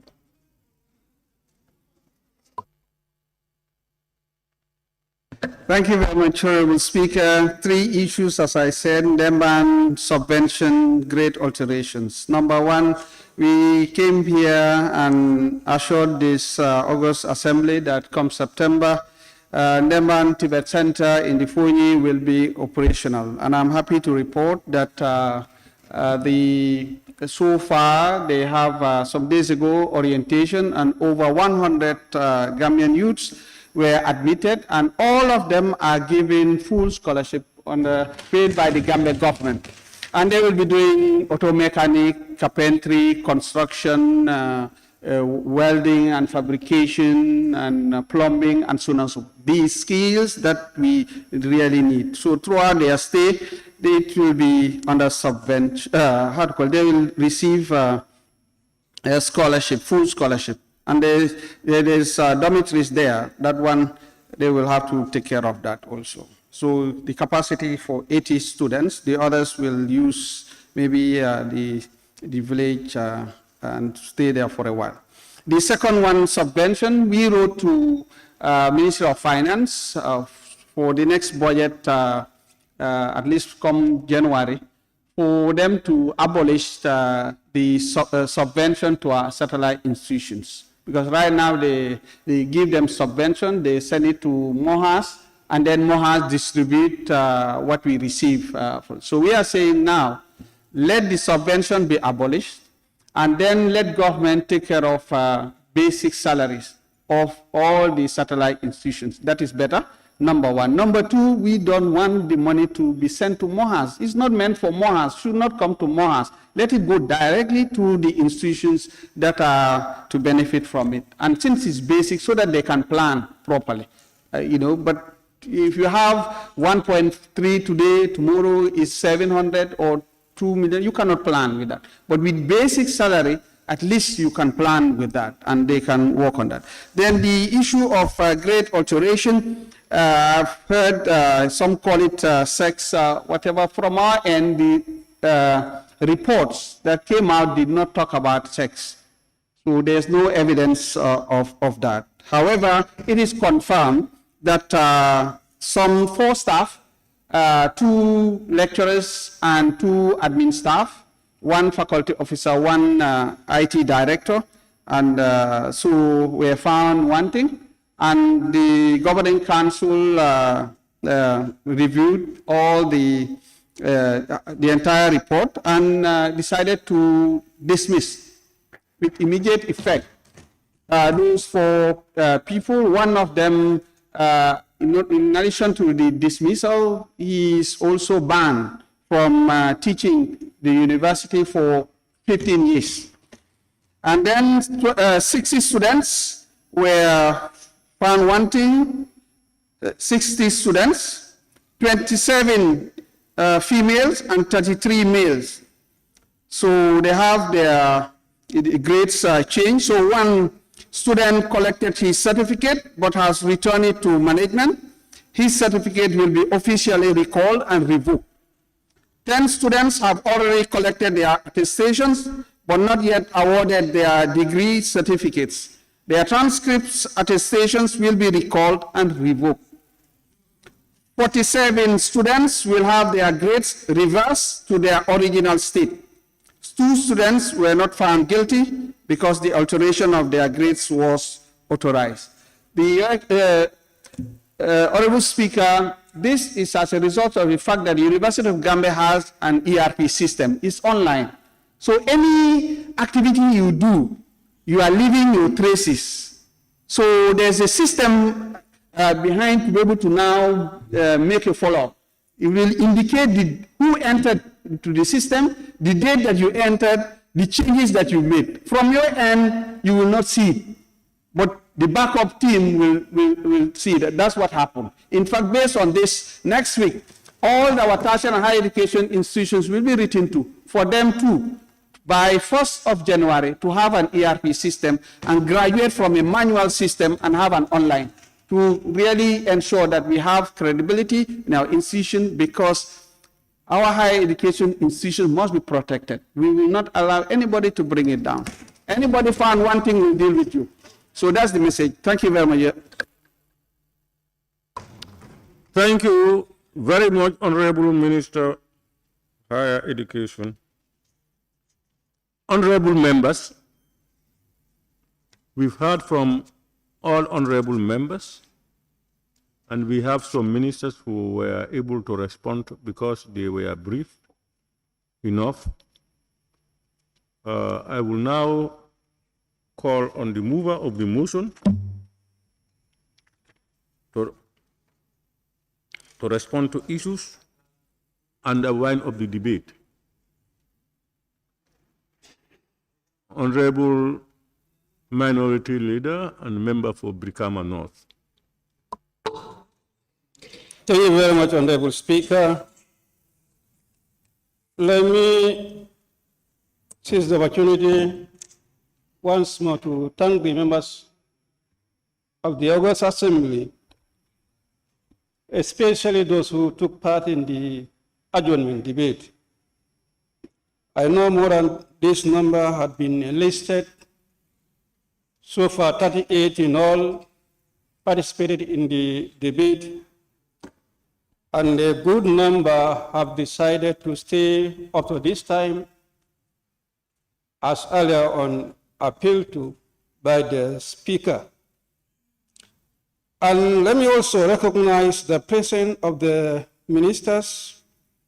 Yes, indeed, it was communicated to us that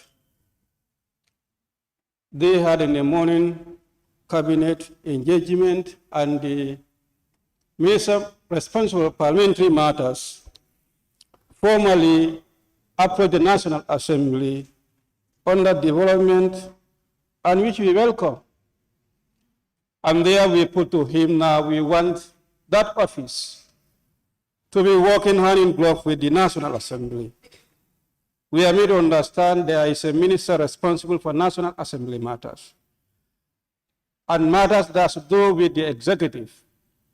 Solely that particular minister should always be aware, so that tomorrow we avert situations that occur during the session where up to 6 agreements or conventions were withdrawn because they were not signed to by the state.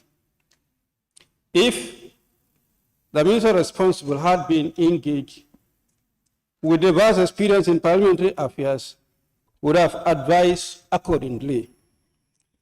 And I must also thank the 5 ministers who came to witness the debate after the completion of the cabinet meeting, and the ministries also that sent in their technicians. The agreement was all the ministries should send in their technicians. However, Honorable Minister responsible for parliamentary matters, some ministries actually did not send their technicians. I think we should take note of that.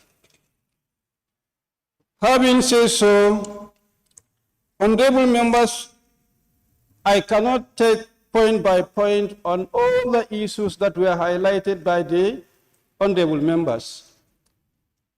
Matter that concerns the ministries, those who are here responded, and if they could not, I think we can find a way out. Either we write questions, oral questions, and ask so that they can be adequately responded to.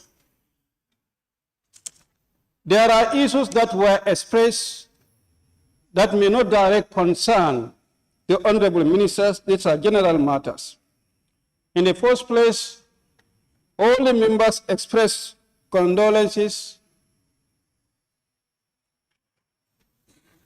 to the bereaved families for the lost ones, and also wish the injured a speedy recovery. Equally, they all condemn the brutal killing of the 2 innocent soldiers. And we continue to pray for the injured for speedy recovery. We hope that event will not reoccur in the Gambia, which we all agree was indeed un-Gambian. Members, in connection to that, express concern on security and their protection, and call on the authority to ensure, in as much as we call for the protection of lives and property, equally those who are taxed to enforce that they too deserve to be protected, and that cannot go when they are not provided the materials and facilities that are needed for them to do their service. Honorable members, some members expressed concern on the welfare of our teachers. I hope if the Honorable Minister, especially for basic and secondary education, is here, will have taken note of that. At one point when we were on the debate on the bill for the remuneration of the judges and judicial officers, this was a concern that was highlighted. Yes, if we are to increase, as some put it, the salaries of the judges, why not the teachers? My point is, the judiciary is a section in the governance, or is a body in the governance. Likewise, the teaching profession. I told a teacher, if we want the welfare of the teachers to be improved, We need what the judiciary have, that is the Judiciary Service Commission. And let the teachers also advocate for that Teachers Service Commission, so that we can have a commission that be solely responsible for the welfare of the teachers. If it's in the draft constitution and that is yet to come, what is stopping the Gambia Teachers Union through their ministry to fight for the Teachers Service Commission, so that commission can be very specific in pursuing the welfare of the teachers? Mass exodus of the youth, we believe when there was change of government, that order would have stopped. A lot of Gambian youth or Gambian youth will be encouraged to stay. However, I have the belief that the exodus of our youth is even worse now than before. There are areas that this is not known to. We believe at first this exodus of youth, we can claim, are more in what we call the Bolonkono areas or in the Badibu, but now even areas like Fonyi, they are moving to a number that is very alarming. No part of the Gambia is spared. The manner in which our young people are living this country is very alarming and worrying. We need to do something to stop this mass movement of our young people. I have the belief that the trend that the Ministry of Higher Education is taking, promoting TVET education to skill our young people so they can be self-employed, is a way out. But the people have to understand this. I am not saying if you go to Senegal, they are not moving. But go to Senegal, their youth are skilled. That's why most of their products, they have to bring them here to market. Why can't we skill our young people so that they can promote those industries? If they do so, they'll find no cause for them to travel outside. The green pasture is found here. The green pasture is available here. Let's add or try to do more to encourage higher education to venture into this TVET education so that our young people can be trained in skills, and they need not to go. That's a way out. I have the belief. Water, a lot of areas talk about the scarcity, clean drinking water. The ministry responsible is working on that and had promised us that they are making every effort to make sure we have clean drinking water in all the places in the Gambia. Electricity. The ministry responsible provided a long list of communities that are to be benefiting from the electricity projects. Of course, the list was long, but yet still more need to be considered. My very own place, I provided a long list, but only 5 benefited. I'm still, just like any of you, we are looking for more. Road network, the Ministry for Transport and Works also provided that over 300 kilometers of road project is launched, and then they are working on the modalities, likewise the logistics, and on the contract arrangement so that these projects can kickstart, hopefully, by 2024. And I mean this time around it's going to be 2024. It will not be like a situation of my July, it will start, and July, it will not start. I hope that situation will be addressed. Agriculture bumper abase, because enough fertilizer is available. Members are calling for the good price to be attached to the harvest. Non-vehicle number plate. Non-vehicle number plate was an issue that was raised. I'm not sure any NAM can be a victim to that. If so, yes, we are honorable. We are the ones who make the law. So we are the one, we may not be enforcing the law, but we should be abiding to the law. If it calls for our vehicles to be numbered, these numbers should be visible. There is no point at any time that we should cover or we should remove the number plates of our vehicles. The hate speech, I think this is a concern. And as a Gambia, as one people, one family, this is something that we should try as much as possible. We totally and completely discourage. I will share different view with you. However, that doesn't mean that you should abuse the social media to insult me. If I do anything as your servant, that doesn't mean that if I share different view with you, you should go to social media, abuse it, and insult. Hate speech is not Gambian. What is known to be Gambian, Gambia, we are brothers and sisters. This is what we should nurture, and this is what we should be encouraging. Review the policy on land and then the drilling of boreholes. The Land Commission was set. I don't know what is wrong with the Land Commission. I think there's a need for the government to ensure that the Land Commission is functional. If that is the case, the issues surrounding the land policy will be addressed. Yes, the honorable member is right.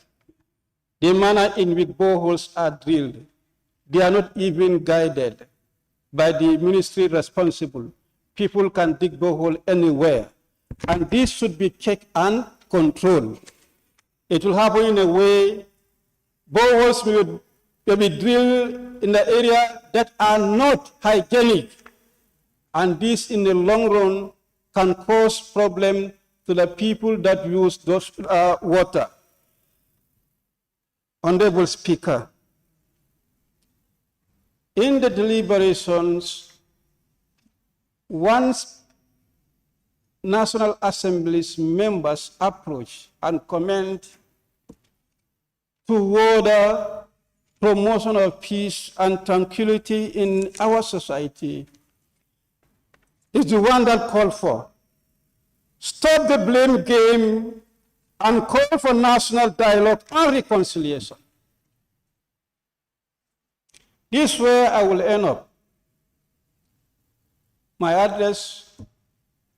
This is very touching. Let's stop with the blame game. We call for national dialogue and reconciliation. What might have happened had happened. No one can undo that. And if something happened, what we should do, we do that. And who should do, we allow them to do. In that cause, we should not be blaming each other. If we continue to be blaming each other and we are saying that we should be reconciling, there is no way that understanding of reconciliation can come about. To attain that, we need to dialogue as a nation. It's obvious there is no way that we can share the same political perception. It's obvious there is no way we can share the same political grouping. It is the Constitution that entails that we have multi-party democracy. In that spirit, we should know we are political animals. but ideologies may differ. However, our aims and objectives are the same. They all mean to develop this nation. Maybe the approaches can differ, but that is the same. If we are claiming to be Gambians, it is that spirit we should be encouraging and working towards. One government will come and go, another government will come and then also may go. That is the trend. If you are ruling, you expect those who share the same political view with you, and you happen to have coalition, yes, you'll be promoting the ideology that brings us together. If you are not in that political grouping, you expect to be criticized.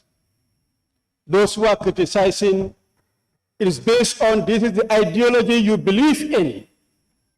And those who are to be criticized, you should accept that it is based on the ideologies that you differ. I don't think we should see each other bad in that.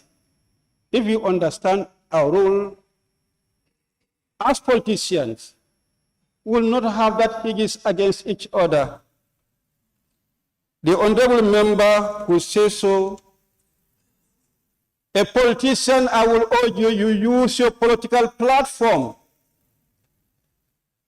to address your political cause. And a National Assembly member, you use the chamber to address the policies of the state, the ideas of the state. That is the distinction. That's why me, in politics, I'll be very charismatic on the platform. And in the National Assembly, I'll be very critical on issues and policies. Let's try to use those distinctions. We will succeed. I know sometimes we will say, when we come to the National Assembly, we see the Gambia and nothing else. Why sometimes things happen differently when we believe that is our stand as National Assembly members? Like what happened a few days ago, or perhaps yesterday. It is not natural that people can see things the same way, and they all have that voting pattern. That's not natural. What happened around the bill for the remuneration of the judges and judiciary officials? We all say that both sides were divided. That's the spirit. Why that is not happening in other issues? We should not allow to be carried by political positions. But what we feel is for the betterment of the country. On my final note, we are lawmakers. The executive can only prepare a draft of the bill, but they don't make the law. And they'll bring it here for us to make the law. Where we have in the Constitution, this law can only be passed by an act of the National Assembly. Let's take note, anywhere in the Constitution, that law can never be passed without us. That's a reminder I am putting to you. There is a constitutional provision that law has to be passed, and that law cannot pass without us. There is no cause for us to say that we will be rejecting that. It is about amendment. Yes, you can say, yes, this law is already there. The minister wants to amend it. We can say we don't want that amendment. We can reject that. But it is about enacting the law. The minister has to bring it. And that law, the Constitution said that it must be there by the act of the National Assembly. We cannot reject that. We are the one who should make the law. If it's in the bill, what and how it is there cannot stand. It is us who can make any part of it to stand. If we say 100%, we can say we are not in for 100%, we are in for 25%. That is our role. Let's never make that mistake again. Our responsibility is to make law. If we deviate from that, we are deviating from our responsibility. Honorable Speaker, on the final note, I want to take this opportunity to thank the clerk, office of the clerk, and the staff of the National Assembly, the manner in which they supported the National Assembly during the course of this session. It has been a very progressive session, and I hope so.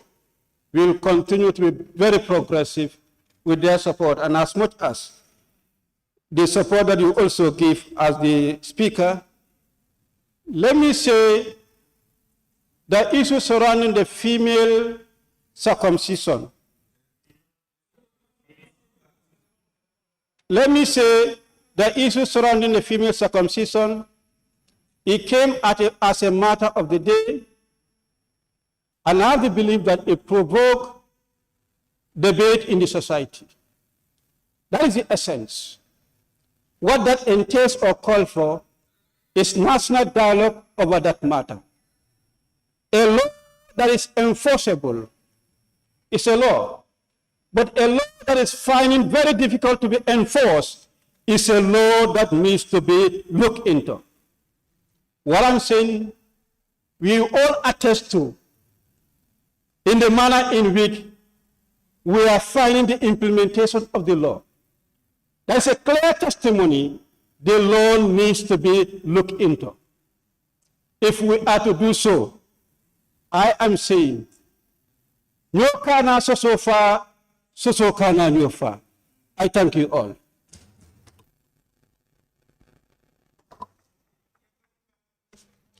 Thank you very much, Honorable Member for Brikama North and the Minority Leader,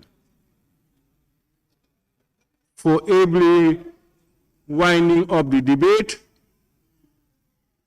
and responding to issues and concerns raised. Honorable members, this brings us to the end of this ordinary session.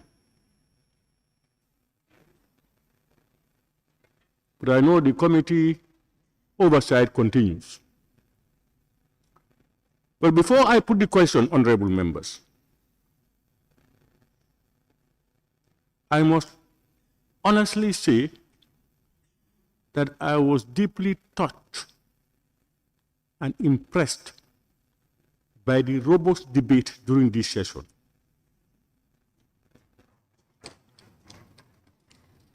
Especially during this particular adjournment debate. Honorable members, in 1963, the Gambia's population was 316,000. 1963, the Gambia's population at the 1963 census was 316,000, 316. Today, the Gambia is about 2 million.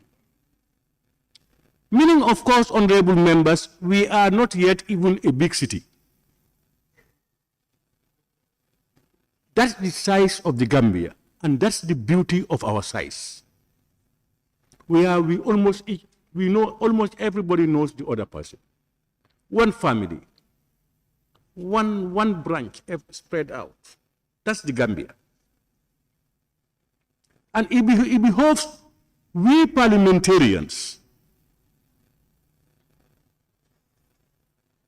to put aside our political differences as much as possible our regional issues, our consequency issues, and try to reconcile the Gambia and work for the betterment of the Gambian people as the foremost thing. I was taught by the honorable member for Brikama South. His comments touched me. But I think as short as it was, his last sentences before he sat down, honestly, if we had all listened to it, we should all try to borrow a leaf.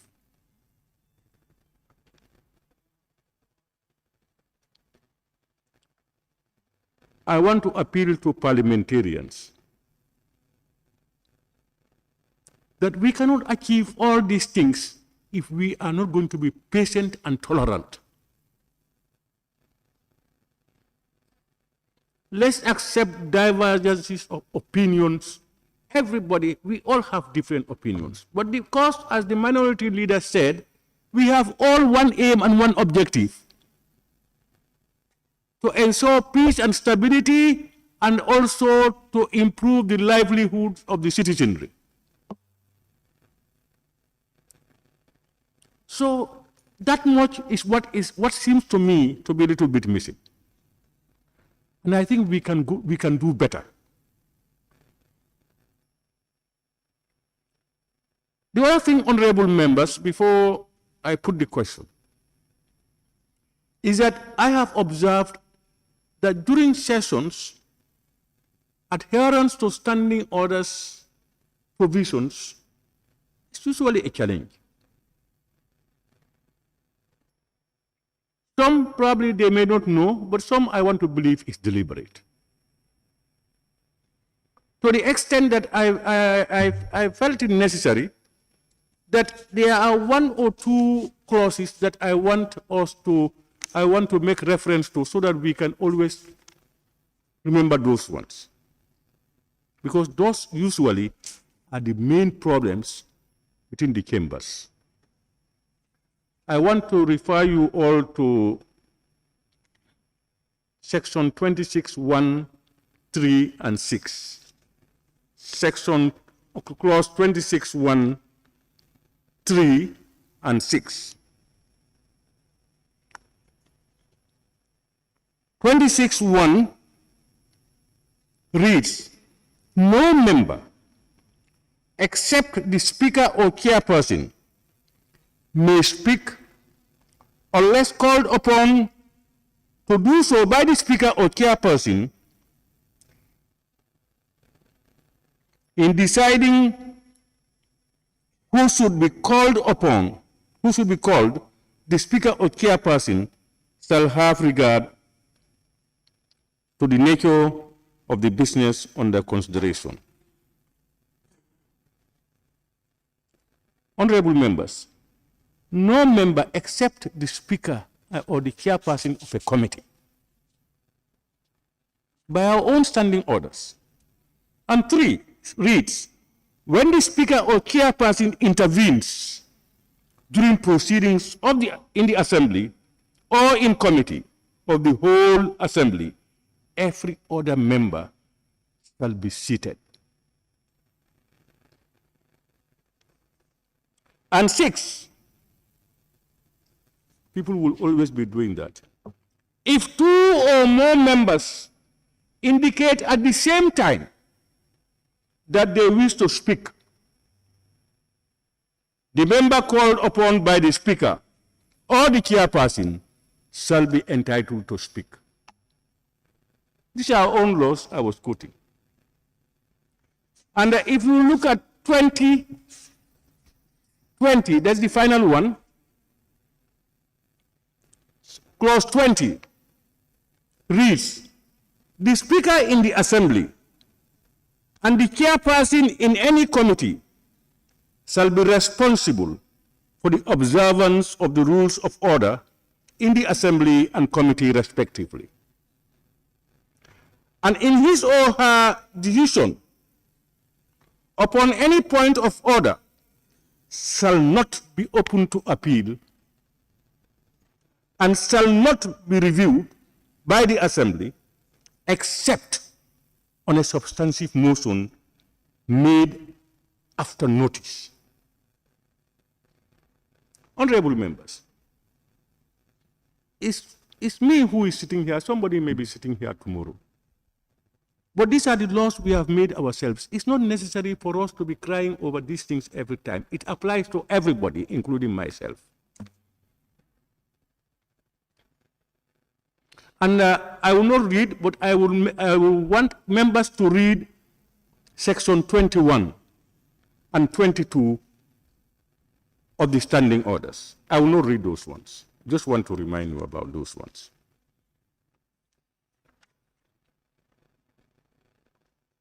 Honorable members, I wish on behalf of both sides of the Assembly, and indeed on my own behalf, to register our appreciations to the honorable ministers for their cooperation during this ordinary session. And more specifically, to the honorable Minister for Fisheries, Interior, Youth and Sports, Higher Education and Works, for sparing time to come to attend the adjournment debate after a hectic cabinet session. We thank you and applaud you for that. This affirms the relations between the two organs of state.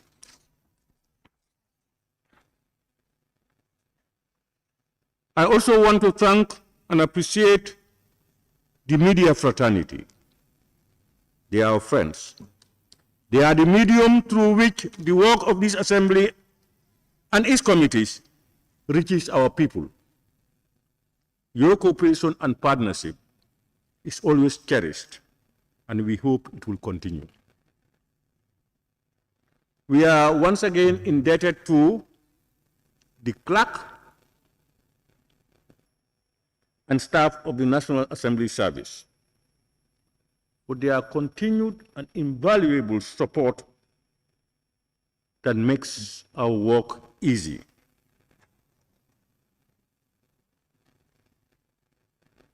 Honorable members, to you all, once again I salute you. And I want all of us to reflect and make the assembly a family, always remembering that we are partners in development with the various arms of government. Our task is onerous, is big, an oversight, representative, and legislative institution. I wish you all a happy Maulud Nabi celebrations in advance. And I now put the question, be resolved that this August Assembly do stand adjourned, sine die. Those in favor, please say aye.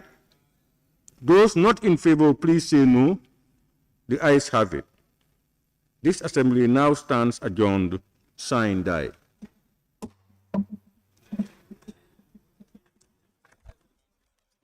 Huh?